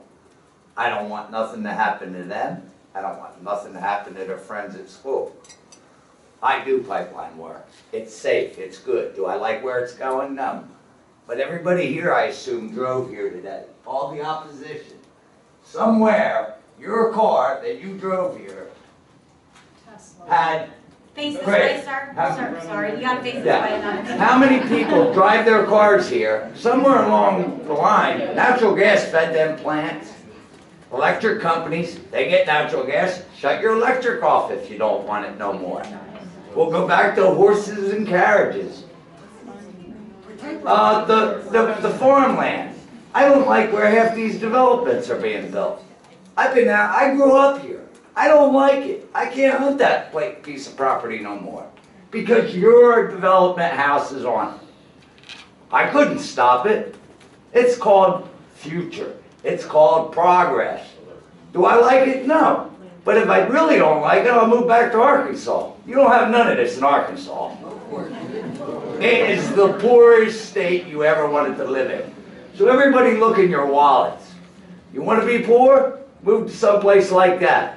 You want to have progression and live? Welcome to New Jersey. Why do you think we're all here in New Jersey? Because it ain't because we like paying taxes. Thank you. That's all I had to say.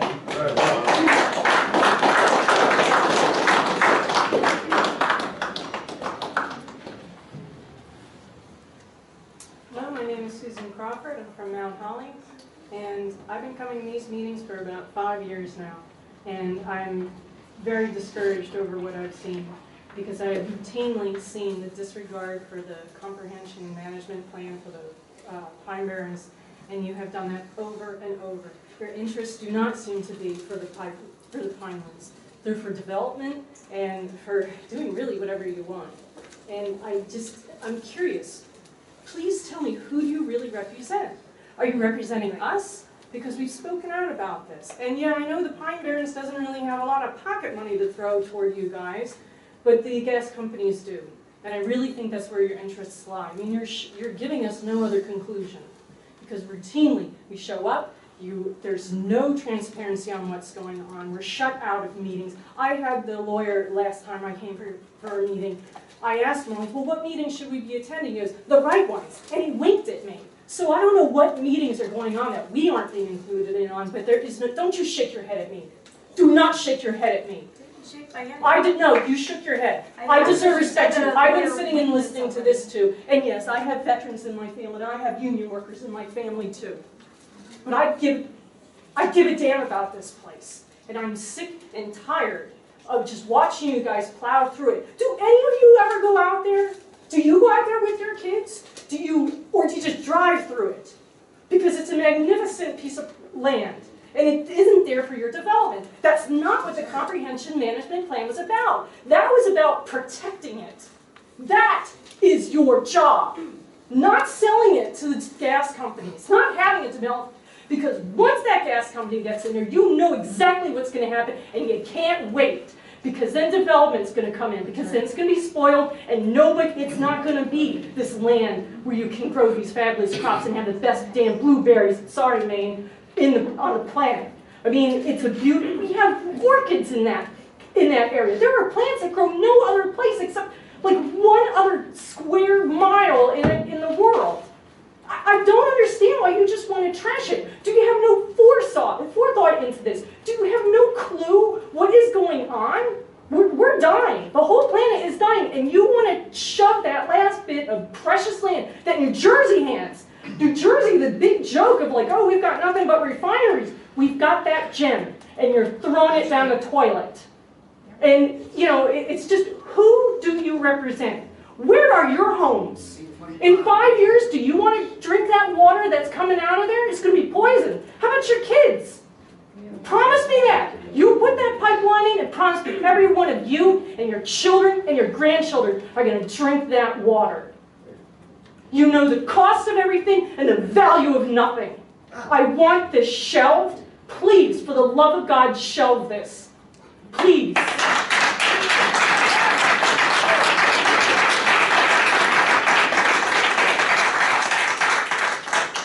Good evening, Caitlin McElmoyle. I'm an attorney for Chesterfield Township. I first want to address the statement that Director Gibbs made earlier in the meeting. You spoke about the BPU choosing this route and approving the pipeline, and it's disheartening to hear that you make this sound like the pipeline installation is a foregone conclusion, and I'm here to tell you that it absolutely is not. This board has far more power in issuing the approvals and road opening permits than it sounds like you know. The BPU issued its approval subject to all local approvals and permits, just like these road closures and road opening permits. This board and the county engineers have far more input and control over the installation of this pipeline. This is the opportunity to meet with officials from Chesterfield Township, from North Hanover Township. They are pleading with you to do so. We have been denied time and time again by both the county and New Jersey Natural Gas. Would it surprise this board to know that New Jersey Natural Gas, through its attorneys, and in response to an order mandated by the BPU Commissioner Diane Solomon, admitted that the joint base will not be tying into the SRO. Instead, the line will simply cross real estate owned by the base, and this was enough for New Jersey Natural Gas to avoid the highest level of scrutiny by the Pinelands Commission, a topic that's currently being reviewed by the Appellate Division. Would it surprise this board to know that New Jersey Natural Gas, through its attorneys and in response to an order mandated by the BPU Commissioner Diane Solomon, admitted that the joint base has not contracted to purchase any additional gas from New Jersey Natural Gas off of this pipeline? Would it surprise this board to learn that New Jersey Natural Gas, through its attorneys in response to an order by BPU Commissioner Diane Solomon, admitted that there are no plans, and especially in the next 5 years after operation and installation starts, that there will be no installation of infrastructure that will bring down the pressure of this pipeline to even allow any users to tie into that line?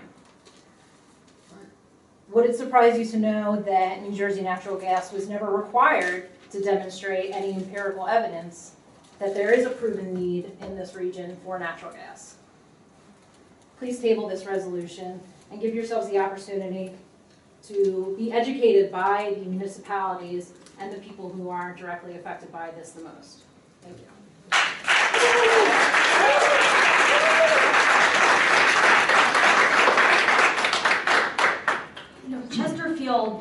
sold the land to Williams Transco for the compressor station. So, I mean, that's why, this is a little bit rich coming from somebody who sold, they sold the land to Williams Transco and said they didn't know what was gonna happen. It's not like they bought it under a shell name, it was Williams Transco. What do you think they were gonna build? May I respond? Sure. So that is completely separate, right? It's completely separate. Transco from New Jersey Natural Gas. Chesterfield-owned land And also, to that Williams was not Transco. disclosed Okay. to Chesterfield.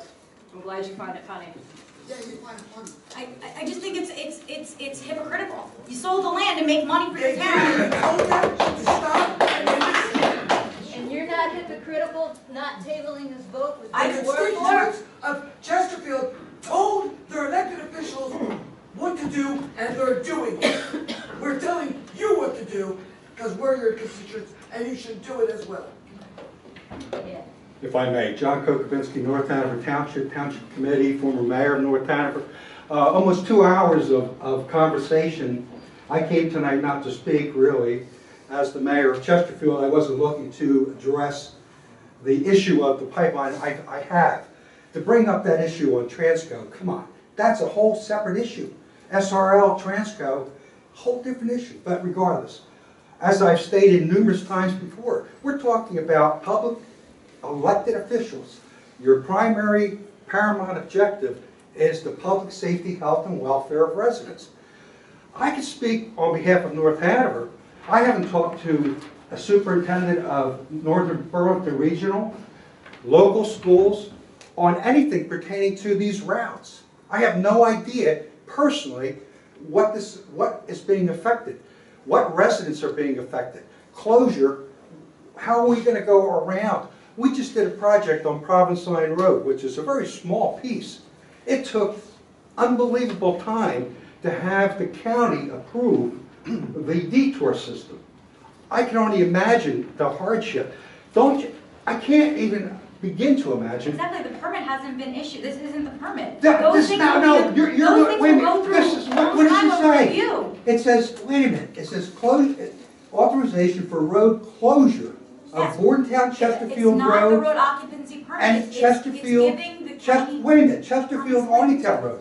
You're talking about closures, we haven't looked at I'm anything. explaining what this does. This allows the county engineer the ability to, upon the issuance of the road occupancy permit, once they've decided on the detours, once they've worked with the local, once all of that is worked out, then he has the ability to do a closure. To me, it looks like you're putting the word scapegoating. The cart before the You just don't horse. understand the process. You're just, Well, I think We're insulting the constituents, Director, with respect. We are giving the engineer the permission to close the road so he can solely, in his capacity, then issue the permits. doesn't have a permit. We're not issuing That was, You're the permit to close the road.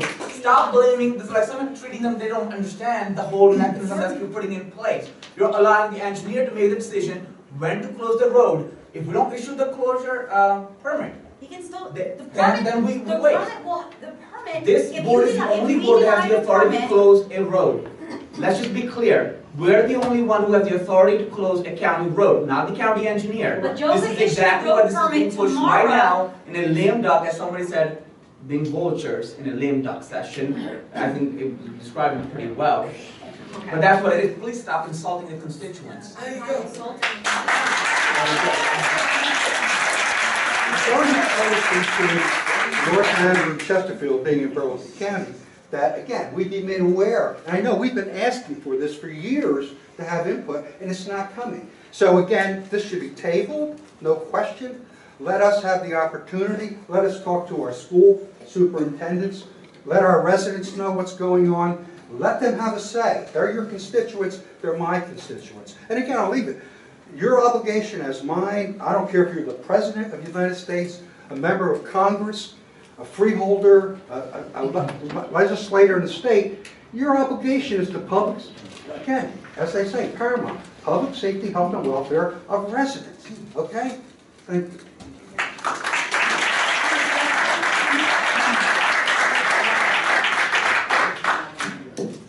I'm Denise Codesdale. I'm a councilwoman on the Chesterfield Township Committee. I would like to echo the comments of my mayor and the mayor of North Hanover. The only person on this board that I have ever seen, two people in Chesterfield, are Mr. Pulliam and Mr. Singh. And they can tell you that when you speak so cavalierly of closing a road, you are talking about the only access to our ambulances, the only access to many, many people's homes. There is no way, if you close this road for X number of hours a day, that our ambulances can get out of their garage, that many of our residents can get out of their homes, and that our fire department can get out, unless we move the equipment where? You have not allowed us to review these plans and look at that. I am responsible to my constituents who are going to be asking me, how do I get in and out of my house? What do I do if someone has a medical emergency during the day when that's closed and we have an ambulance coming from where? Because we have not been able to see the plans to make plans. So we are asking you table this and give Chesterfield, North Hanover a chance to review these plans as well as allow this to play out in court. Thank you very much.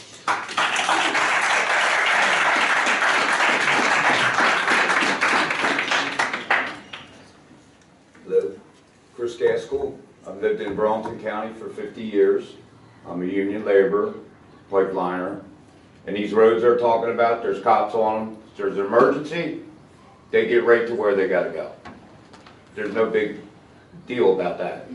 It's no problem. And every joint gets x-rayed.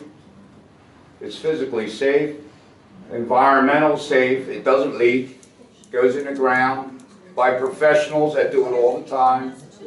And I'm for it. Thank you. Speak on. You already spoke once during this public comment period, so you can speak as the second portion of public comment. Would anybody else like to speak during this portion of public comment? Seeing none, I'm going to close this portion of public comment and move on to agenda items. I'm making a motion to move items G1 through G16 by unanimous consent. Second. All in favor? Aye. Opposed? Abstentions? Motion carries. Freeholder use. Thank you, Director. I'd like to make a motion to move items G17 through G26 by unanimous consent. Second. Motion by Freeholder Hughes, second by Freeholder Tiber. All in favor? Aye. Opposed? Abstentions? Motion carries. Freeholder Singh. Thank you, Director. I'd like to move items G27 and G27 and G28 by unanimous consent. Second. Freeholder Singh, second by Freeholder Pulliam. All in favor? Aye. Opposed? Abstentions? Motion carries. Freeholder Tiber. Thank you, Director. I'd like to move resolutions G29 through G32 by unanimous consent. Director, I ask that G32 be removed from the unanimous consent agenda.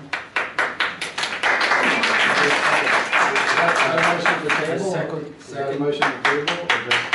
Right now I'm asking so it can be removed from the consent agenda, so I have some questions then. We can do that. Thank you.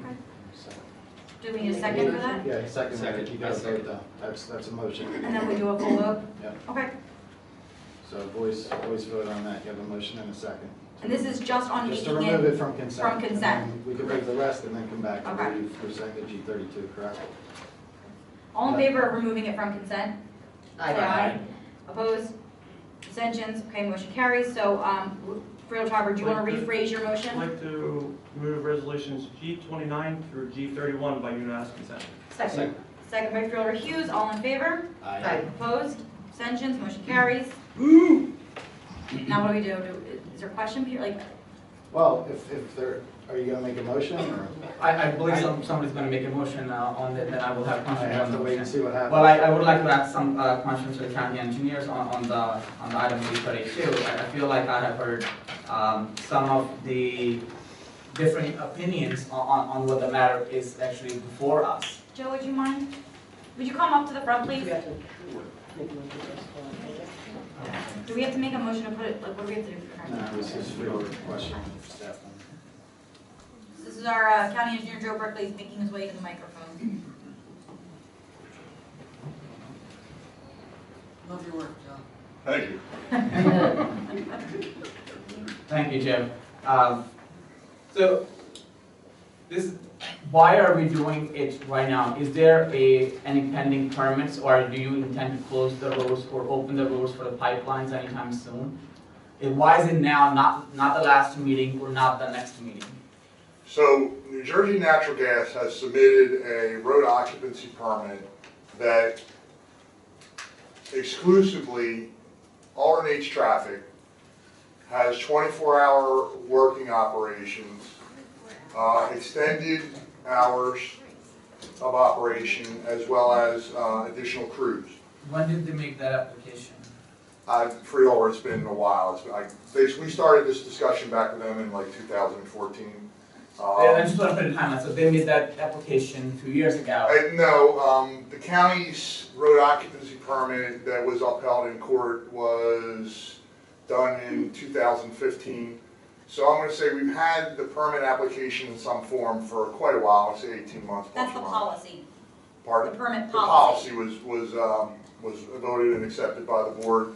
My recommendation back in 2015, it was upheld in court with some minor changes regarding my discretion.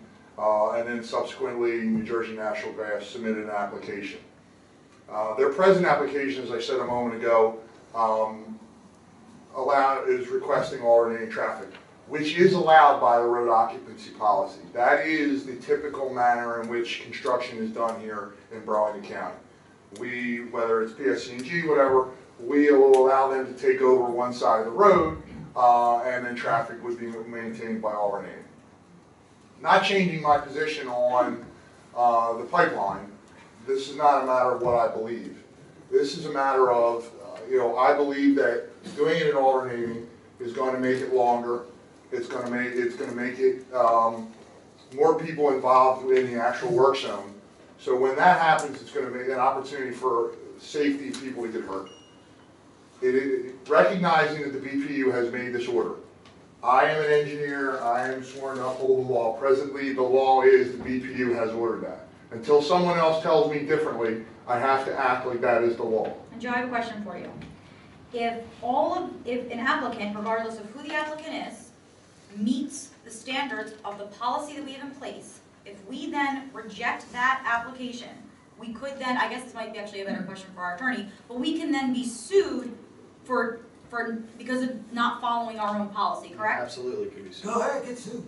And that will cost us millions in legal fees, which we know we would lose because right now in its application, as you said, the alternating forms of traffic does adhere to our policy, but this way would make it safer according to your... It is my professional opinion and why I made the recommendation to the board that with the understanding that the court hasn't made its determination relevant, so as far as my office is concerned, the pipeline is approved by the BPU. I have to deal with what is in black and white in front of me. So what they have provided us is not approvable. I have got to give them something. I can't just stick my head in the sand and say, okay, I don't like what you want, I can't interact with them.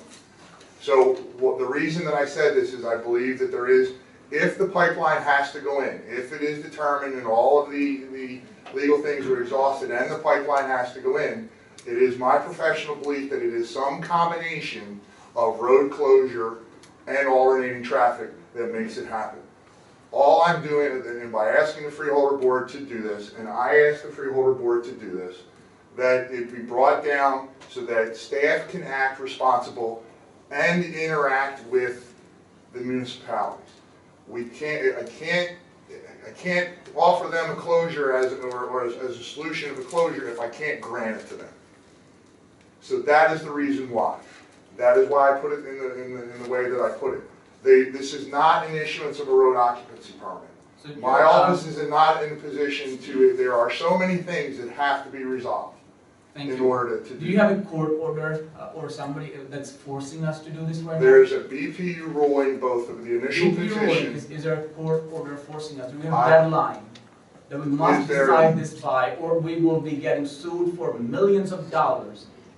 Is there a deadline you can tell us? Why are we doing it? I believe that we have to act responsibly. That there's no doesn't answer my time, question. there's no time limit, but I believe we have to act. There's no time limit, you said. I don't believe there's a time limit. Okay, so it's not like somehow we're really shoving our heads in the sand and someone pretending like, you know, But Freeholder, understand that they could find a way to compel us.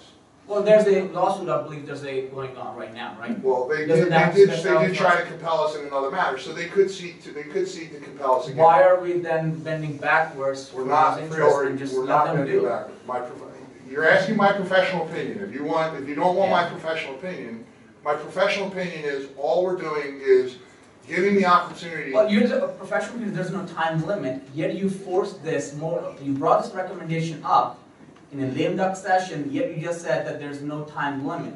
So I'm not sure where the professional opinion is conflicting with the whole political narrative here. I'm not a political.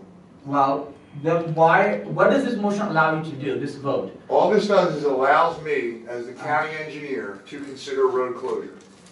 Okay, and then, what if we were to deny this? What is then not allowed you to do? Then I'm allowed to close the roads. Then you will not be able to close the roads, yes? That's correct.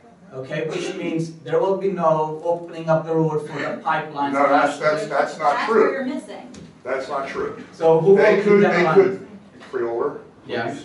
They could come in with what they've proposed. They could go with a 9 to 3 operation. They could go with alternating traffic, and they could put these people through hell for 5 years. Okay. Okay, that's what's in Joe Brickley's head.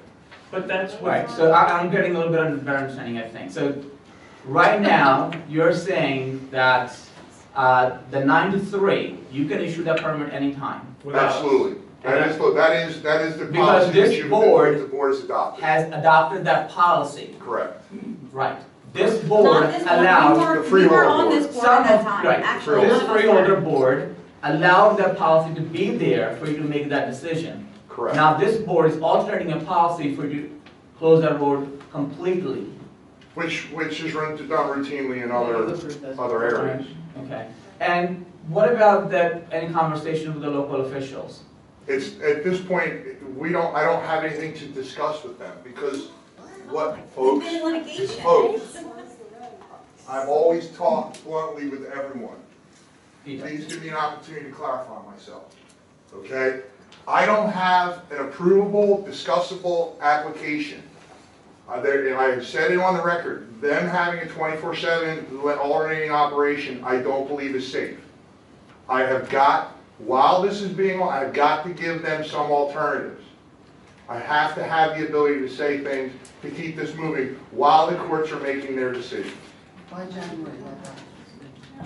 just concerned, we have your school buses go through the road, likely. And all of that is Right. done in due Aren't we time, supposed Freeholder. to be at some point consult with them before we give you the authority to close the roads as to how it will affect them? Routine. I think what he's saying is, if we vote yes or no on this, depending on which way we vote, that's going to give him the ability to go to the municipalities. If we vote no on this, now it's 93, that's it, he issues it with or without. No, you're wrong. I don't think anybody's going to If stop we picking give- up the phone because we voted no on it. They're going to pick up the phone no matter what if you call them. You guys aren't even talking to our townships. You If don't even we- say you're going to if- talk to them because you haven't done it yet. If we allow him to Shut up. give him this, Hey, excuse Right. me, speak that way. if we allow him to do this, then he has the parameters on what he can do. Go talk to the municipalities on which way they can or can't go. You can talk in But he doesn't know which direction we're going. Really? Are we really like being silly like that here and there? Like nobody here knows which direction we're going. Raise your hand if you don't think you know where we're going with this. Like really? Really? I have one. We know. I have one question, real quick. You know we know. So I- let's not Freeholder insult it. has a question. Thank you, Ms. Hughes, for Let's let him caring speak. for the people. Why don't we let him speak? Thank you. Okay, I have one question, and that is, what I get from all this, and I'm gonna put you just a little bit on the spot. I get the indication that you're trying to work in everybody's best interest, and I get the indication that there's a possibility that the actions you'll take will give the overall project and the process that's currently going on a little bit more time. Absolutely. Thank you. Thank you. I believe just not voting gives him plenty of time to think. Table it. That's really the best time, you will have. Joe, could you bring it back up? I would like to motion to table this, resolution G32. So I would need a second, of course, for any. I'll second. Director, under the rules, you need to state the motion and then open it for debate. Okay, there's been a motion to table item G32. Do I need to read the whole item? No, G32. G32, so we'll open that for debate. It's been motioned by Freeholder Singh, seconded by Freeholder Pulliam. Do we have to do a roll call vote, or there's a? No, I mean, if any of the board members have anything else to say, they can speak at this time. If not, then you would call a roll call vote. A roll call. I think we just got Okay. Okay, roll call, please, Gina. Freeholder Hughes. No. Freeholder Pulliam. Are we voting? This is for a motion to table To table it? G32. Yes, please. Freeholder Singh. Yes, please. Freeholder Tiger. No. Director Gibbs. No. There you go, 8:25.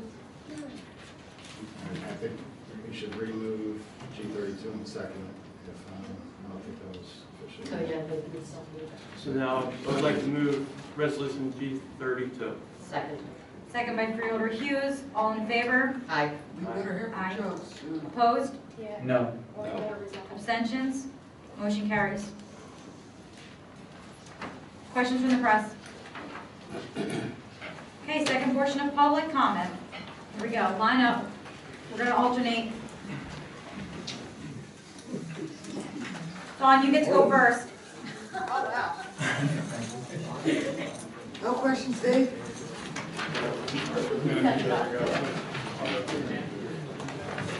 I'm just, Dawn Sheridan, Chesterfield, just learned everybody in Chesterfield, that's all they're saying, and Councilman, thank you for doing what's right for us, but. I do want to say something though, please. I think this is going to go on much longer, and I do have to say one thing, and that is, no matter how everybody feels, and I know that's an emotional thing, but I'd ask everybody that comes to these events to remember that everybody is a person, and that we owe the respect to everybody. And quite frankly, no matter whether I support or I don't support, don't kind of like being threatened, no matter who I am, Democrat or Republican. So I realize that it's extremely emotional. I understand that, but I would ask everybody from the public when we're dealing with each other, because I've learned over the years that once the emotions reach a certain level, all logic goes out the door. And I am a logistical individual. I'm not really governed by emotion as much. So if you want to appeal to me, threatening me is not going to get the desired end I think that you want, nor do I think it's going to be that way for anybody else. So if you please in the future, thank you. Well, so let's just start by what you voted for. So just so you know, this compressor station, since you brought it up so kindly, Kate Gibbs, the whole time that thing was going on, your soil conservation guy for the county did a crappy job. They opened up a section in your right-of-way, and you guys did nothing about it until we showed you pictures. Oh, well, we'll get them to stop immediately. They already did it. They started tearing down trees that you guys knew nothing about. So you can't tell me for 1 second that you guys, and I'm supposed to have faith and confidence in Joe Brickley's office, please, is going to do what's correct and what's supposed to be done, because you've shown a pattern. And like I said, I can speak up here and you guys can say whatever you want, but actions speak louder than words. And the actions that took place with that compressor station show me that your county engineers, your county soil conservation, all your county employees did not do their job. Your soil conservation guy actually said they promised us that they were going to put down the rocks and the things, so we let them go ahead with it. I don't think you realize that New Jersey Natural Gas does not need your approval. Okay, they're going to do what they want, and they're not going to abide by any rules or regulations that you guys have to say about it. You have to realize that. They don't care what you have to say. Okay, so at the end of the day, you can say, this is the time you have to work. They're going to do what they want. Okay, and you can't assure me as board members that you're going to live up to what you need to do and stop them from doing their actions, because we pleaded with you guys so many times. It finally took us to call OSHA and say, we see a plume of smoke. What is going on? They came out, the health department came out. I mean, I've never seen the Burlington County Health Department move faster in my entire life. But it was due to that and them saying, okay, well, we see gas, they don't know what it is, we don't know what it is. Really? I mean, these are things that you guys haven't taken into. They went through your right-of-way, and you just were like, oh, we didn't know about that. Bruce Gargano said, what do you mean they went through the right-of-way? I showed him pictures, like, we'll get on that right away. So don't tell me I've been up here long enough to know that they don't listen to a single thing. So if you think for 1 second, you say, oh, closing the road. I mean, the guy says, oh, well, if an emergency vehicle. Let me tell you something, I spoke to somebody yesterday, I'm not mentioning any names, they're in this room today, who told me they don't care if you're living or dying. Extra 10 minutes doesn't matter to them. They're going to move the vehicles when they can and let the vehicles through. So again, they don't listen to anything you say, so tell us, as us the constituents who voted you in, how you're going to make sure that they live up to the agreement. What, is Joe going to sit out there with his crew 24/7 to make sure? No, they're not. But that's what it's going to take, because no offense, these guys are not going to listen. Okay, so I'm working with our town on back channels on things to do, but just so you guys know, you guys need to have engineers out there making sure they do what they're supposed to do, and the rules and regulations are being followed, because once you give them an inch, they're like kids, they'll take a mile. And you'll only have yourselves to blame, because it's unfair. We've been through this with the compressor station, and just so you know, McGuire Air Force Base, Joint Base, said they didn't want the compressor station on there. They didn't even want the pipeline on there, because they don't want people that are not military on their private property. They don't want it. So if they don't want it, what makes you think they're going to tie in? And second of all, we've already contacted New Jersey Natural Gas. We are not authorized, none of us on that route, to hook into that. It's going to Ocean County. So don't say it's for Resilience, for Burlington Township, Burlington County, any of them, because we don't benefit any of it. We're still going to have oil heat at the end of the day. But all I'm saying is, you guys better make sure that what is done is done. If the rules are rules, it better be followed. Or we're going to start, I'm going to talk to our township attorney about filing lawsuit and fines and everything, because it's ridiculous. We went through this with the compressor station. I'm not about to go through it again, because I will call. Trust me, we have enough Chesterfield moms that have nothing better to do but sit there and just call. So the phones will get clogged, and that's how that's going to go.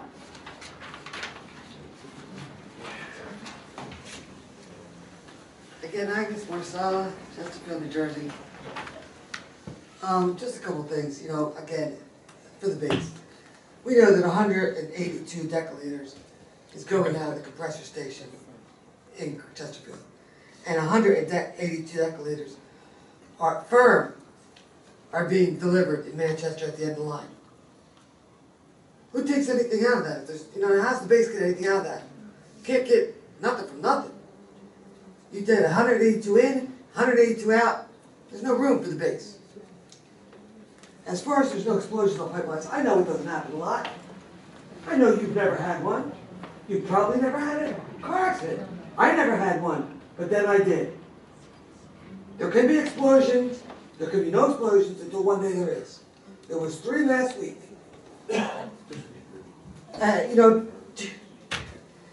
The Sean Erlin thing, he serves at your pleasure. We asked you for transparency in the replacement process. You gave us no replacement transparency. You let us submit resumes. We had an engineer, a rocket scientist, apply. She was interviewed by Eric. Eric, the guy that took the picture. That's Andrew. Andrew, whatever, that guy. He's no longer here. All right, Eric, that's who you interviewed. But he used to take the pictures, right? He interviewed her and then sent her on her way, and then Sean Erlin's back. He serves at your pleasure. There is no transparent chain of events for replacing Mr. Erlin. You could replace it today. That's something you could do for your constituents today. Replace Sean Erlin. That would change the chair, change the dynamics of the commission in the Pinelands to help save the Pinelands. Because this pipeline, as you know, does not adhere to the CMP. They changed, Christie changed the whole value system of the DEP. The mission vision statement was changed to more heavily weigh economics. So I guess developers look at the Pinelands, look at a map of New Jersey, see that big green space and say, baby, that looks good. Let's develop that. Well, I'm sorry. Can't you take your heavy equipment and repair the old stuff, which all needs repairing? Can't you take your heavy equipment and save that bridge that's on your logo? The Centerton Bridge? Why? Do you have to take your equipment and dig up new stuff that we don't need? I know you need jobs, but look, your pipes are good. The guys that made typewriters thought they had a good job. Get with it. Build something else. Look this way. And Build something the men else. and women that are here tonight build solar panels. They Good. build offshore wind. They do Then phase out the pipes completely. infrastructure. They do build roads and bridges. They build water infrastructure. Then it's your job to go to these pipeline people and say, we're going to phase out. Sorry. We're going to stop. We need a bridge to get to our future. Yeah, you need a Centerton Bridge. What after that? We can't just. I wish I had a magic wand and we could just, run on pixie Where's dust. the But magic we wand can't. We that's need going to energy make in this state, and we need it to Where's be the magic affordable. wand that's going to make 528 and Arniestown Road that were made in the 1800s be bigger? How are you going to make that bigger? That pipe is going 27 feet from the front of Mr. Sager's house. 27 feet. How does that magic happen? 27 feet. We all need a magic wand. Mr. Sager's first. Thank you. We fought that route, Agnes. I agree with you. Fight it in court. Sue. Chesterfield is. Jeff Tittle, Director of New Jersey Sierra Club. I would suggest to the members that are staying and for the new members that are coming on, first thing on your agenda, come swearing in, is to rescind this. You have that power, you can do it, and you should do it. Secondly, in all my years of county, local, and state government and national government that I've been involved with, since I was 10 years old, and I've sat on 3 planning boards, and I've sat on many different commissions, I have never seen a more willful and shameful action in complete disregard of New Jersey's ethical standards. You're here basically saying the exact same talking points of the members that you work for. I've never seen that happen in my life.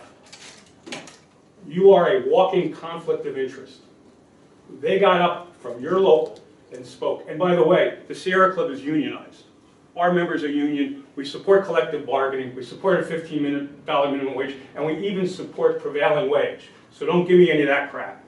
Secondly, there are 6,000 miles of pipelines in this state that are substandard, that can explode, that need to be replaced. And the Sierra Club has supported a project along with the Steelworkers Union to do that. So there are plenty of jobs doing that, fixing the $8 billion of water pipes in this state that are putting lead into our children and poisoning them. We have $14 billion worth of infrastructure needs on combined sewer overflow alone. We have $47 billion of needed infrastructure for water and $100 billion worth of infrastructure on transportation alone. There are plenty of jobs for good union members that are prevailing wage. But I'm here today because you should not be doing the same talking points that New Jersey Natural Gas has handed out. Because that whole issue on the joint base is not only specious, it's been debunked by the BPU. Also, the whole issue of the pipeline itself. The Board of Public Utilities this year in May rejected New Jersey Natural Gas's rate increase to pay for this pipeline. It's a $23 million rate increase. They've rejected. So they don't have the money. But yet they're going to come in here and open roads during Christmas, go 24 hours a day in front of people's homes when they're trying to do something with Santa Claus. And the fact that you say it's so safe and everything else, that's also Santa Claus. There's a major explosion in this country once a month. Most of the pipelines that explode, by the way, the highest percentage are new pipelines that are just going into service because there were faulty wells and other connections that didn't work, changes in temperature and so forth. We're here because the people in this county spoke overwhelmingly in the last election. We're here because the people and the towns along the route do not want this pipeline. You're allowing a massive piece of infrastructure to be put in place when the courts could be ruling it to be pulled out. Very simple. We're in court. We're going to be seeking a stay in Ocean County with the BPU. The work that's being done is being done at their own risk.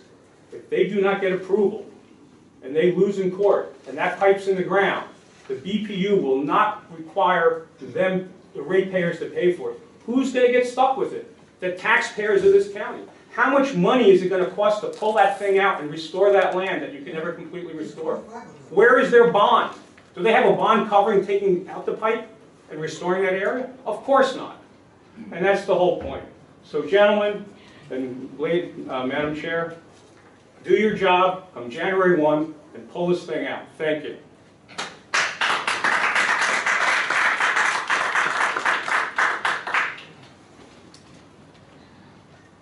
I came up here previously as a councilwoman for Chesterfield. I'm up here now as a person who owns a second home in Ortley Beach, in Ocean County, which was the epicenter of Hurricane Sandy. Fortunately, that's the second home. I don't live there, but many of my neighbors there do. During the time that those folks were out of their home, and in part because of lack of gas, there was no one saying, oh, we can't get gas to Ortley Township. What they were saying is all the little pipes to your homes. So even at that time, when my neighbors were asking, when is this going to happen, at no time were any of them told, oh, we have a problem getting natural gas to Ocean County. We were told all those little pipes going into your homes need to be repaired. So I think that people are being misled when we're allowing them to be misled when they say that, oh, this is going to put natural gas in my particular home. A 30-inch pipe is not going to put gas into any one particular home. It's going to go down there. So that is having a second major pipe going to Ocean County, it's not needed.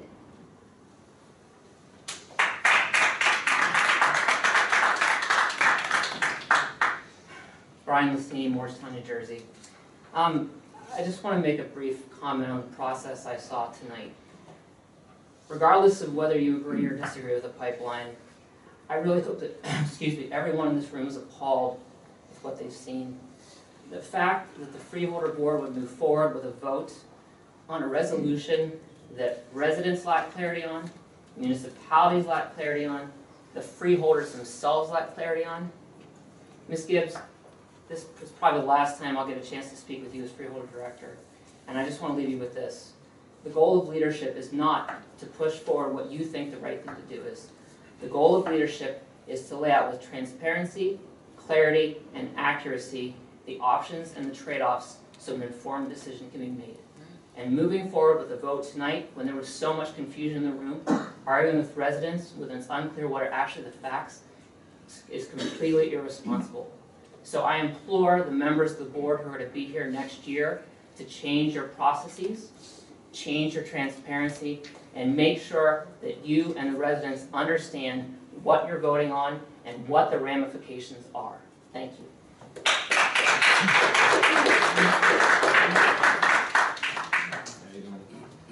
My issue is similar, but to the opposite spectrum. I can't get gas, thanks to the engineering of Burlington County.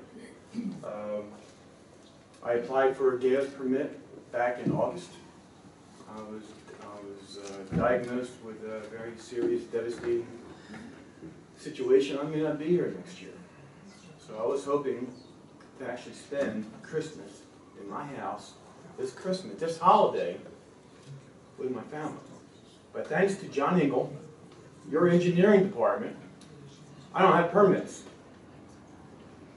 4 months into the issue, it's either total incompetence or arrogance, which I think is both, a permit ends up missing.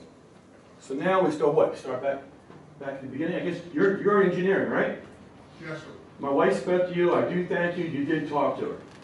John Engel, on the other hand, what? I did issue the permit. I signed it myself. All right, well, we never followed through because there was so much anger with John Engel and how this whole damn situation was handled.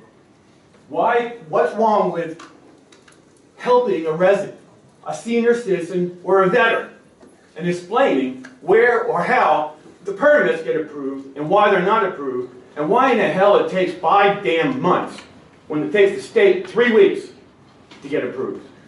And it's probably too late for me to next year to enjoy Christmas with my family. I'm not a good candidate for a transplant. So I do want to thank you all for ruining my Christmas. I do have some papers in here I would like to share with you. It's kind of a highlights of what has transpired. We had no idea the permits were finally approved. It's been 5 months. Back in August, I was making plans with my family when we found out what was going on with me. Thinking, okay, we're actually going to have a nice Christmas at my new house that burned down and that we rebuilt, and now we can't. Instead, I'm over there working in a freezing cold house because we have no gas for heat. Because your engineering department sat on the permits for 5 months. Why? PSE&G, John Engel sent an email to George from PSE&G on November 7th.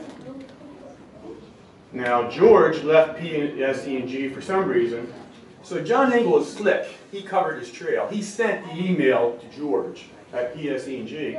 No, and George ain't there, so 3 weeks go by. Now, if he was competent, he would have realized, oh, George ain't there no more. Now, on the other hand, I think you're probably going to say, why? Maybe they don't know George ain't there. One time I stopped at the office. I was asking for help from John Engel. What I got was, my name is John Engel, I only come out to talk to you so nobody can say I don't come out and talk to anybody. That was the extent. Now I forgot what the hell I was even thinking about. I said, George, this is one of the other times I stopped in politely. I said, George is not working, he's out of work for whatever reason. He goes, oh no, George is back. So they're in touch with each other. So the idea of this ending up in George's email for over 3 weeks without John Engel being competent enough to do his job is unbelievable. Even if the permits were approved and we were given the permits today, PSE&G couldn't put it in. I'm not going to spend the holidays in my house. I may not even be here next year. If you're eating popcorn, there's some interesting stuff for you all to read. Just the highlights. Thank you for everything. Sir, I have to say I truly apologize for John Engel. He was removed from the planning board for an obstacle. Director, we really can't discuss. So now he moved into engineering. He should not have any dealing with people. Every person I spoke with at PSE&G said, John Engel is arrogant, he's disrespectful, doesn't know how to talk to people. I can't speak, I've just been told by my attorney I can't speak to that, but I do truly apologize for the delay and the anguish that caused you, and if there's anything you can do, please let... Yeah, there is. I would like to have 3 months of rent that I'm spending right now reimbursed. It's been 5 months. 2 months I can see honestly taking to get permits approved. I may not even be in my house for 6 months. I don't know where the permits are. I don't have them. I don't even know if I'm on the scheduling list with PSE&G. 5 minutes is up. My address is 13 Gloucester Court, Mount Holly, New Jersey, 08060. If you're interested in sending 3 months reimbursement at $1,850 a month. Joe, is there any information you can get to the gentleman about his permit or anything with PSE&G? Would you mind stepping outside with him? Sure. Thank you. Would anyone else like to speak? Okay, seeing none, I'm going to close public comment. Comments by freeholders. Freeholders saying. Thank you, Director. I'd like to thank everybody for coming out. It was quite interesting. I found out, well, I knew one of my good friends on the labor side was coming. I found out one of my former students was gonna be also coming back, part of the labor union. So it's what a small world we live in. At the end of the day, our decisions are made for the whole of the county. It's not for, individual wealth for a family, even though we all need work, but it has to be made for the rest of the county.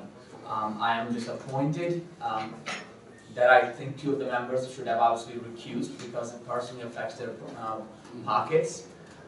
One member who was rejected twice within 1 year as a freeholder should have never had any mandate to vote on anything. That's insulting to the people of this county. So I'm embarrassed to sit on a board where people just ignore blatantly desires of their constituents, elected officials of the towns that are going to be affected, the people living on the road that are going to be affected, only because it helps them financially themselves. It's an embarrassing moment for our county. Thank you.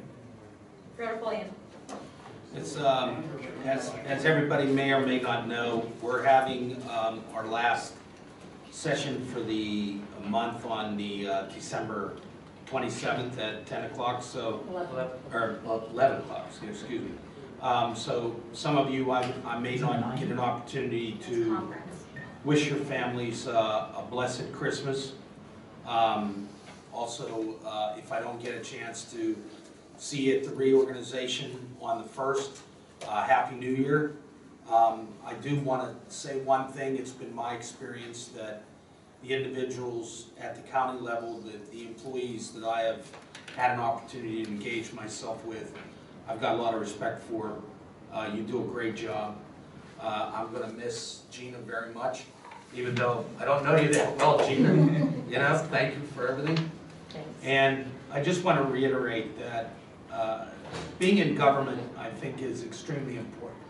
Important as an individual. I do it because I feel it's something that I've done all my life in the service of people, and we owe each other respect, no matter what it is that we have to deal with. And these decisions that we make, no matter what side of the aisle that you're on, they're hard. There's a lot of emotion tied to them at times. And like I said, I go by facts and figures.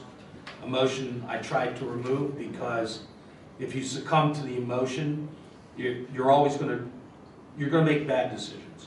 I mean, that's just the way I've seen it. And once again, thanks for coming, thanks for being involved, and I wish you all a very blessed Christmas and a Happy New Year. Thank you, Fred Cyber. Thank you, Director. I also would like to thank everybody for coming out, no matter which side of the T32 you were on. Wish everybody a Merry Christmas, Happy New Year. Everybody here, especially the staff who worked hard all year for us. And Gina, otherwise known as Gigi. It was an absolute pleasure to work with you.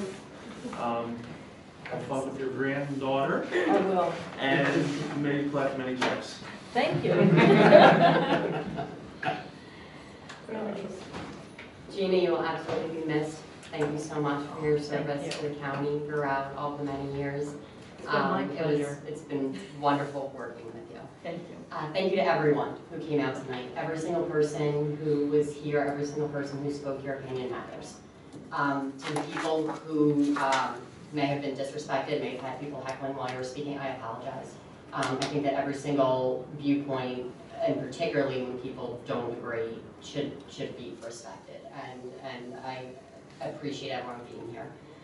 There was an interesting trend tonight that I was not expecting at all, but really feeling this comment on. When Director Gibbs and I assumed these positions, we came to Lee County, New Jersey to have 2 women serving as Director and Deputy Director, and 2 young Republican millennial women at that.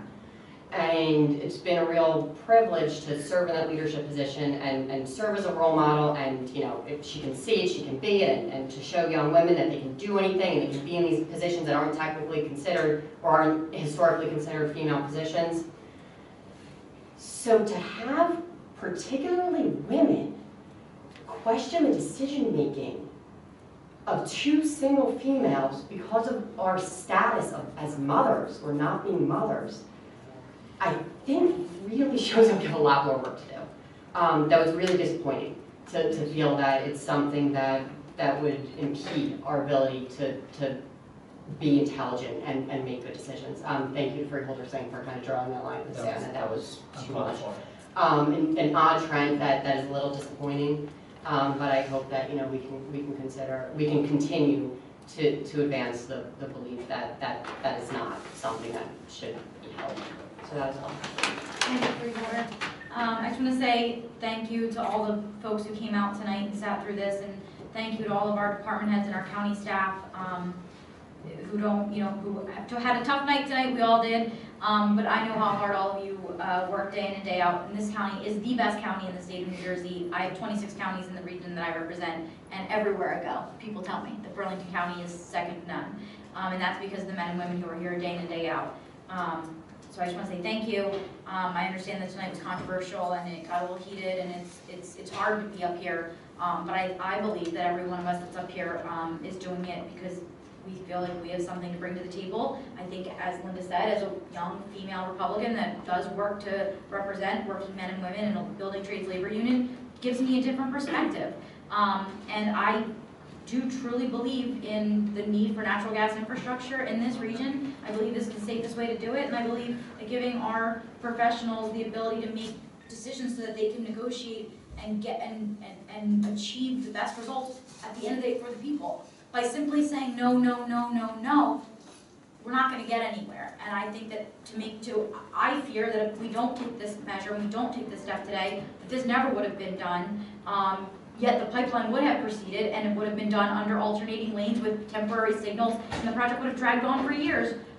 So I believe we're giving our professionals a tool to be able to keep our residents safe, which was what, I take that very seriously. I take my role here very seriously, and while I understand people's concerns, this is what I believe is the best thing overall for Burlington County and for this project. And that's why I voted that way, and that's why,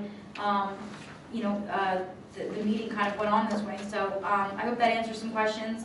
I think it's kind of unfair and unsettling to see that Freeholder Hughes and I kind of were gone after in a personal way, but I guess that's what happens when you put yourself up in this kind of position. So anyway, everybody get home safe, have a very Merry Christmas, Happy New Year, Happy Holidays, whatever you celebrate. Thank you so much for being here. At this time, I'll be looking for a motion to adjourn.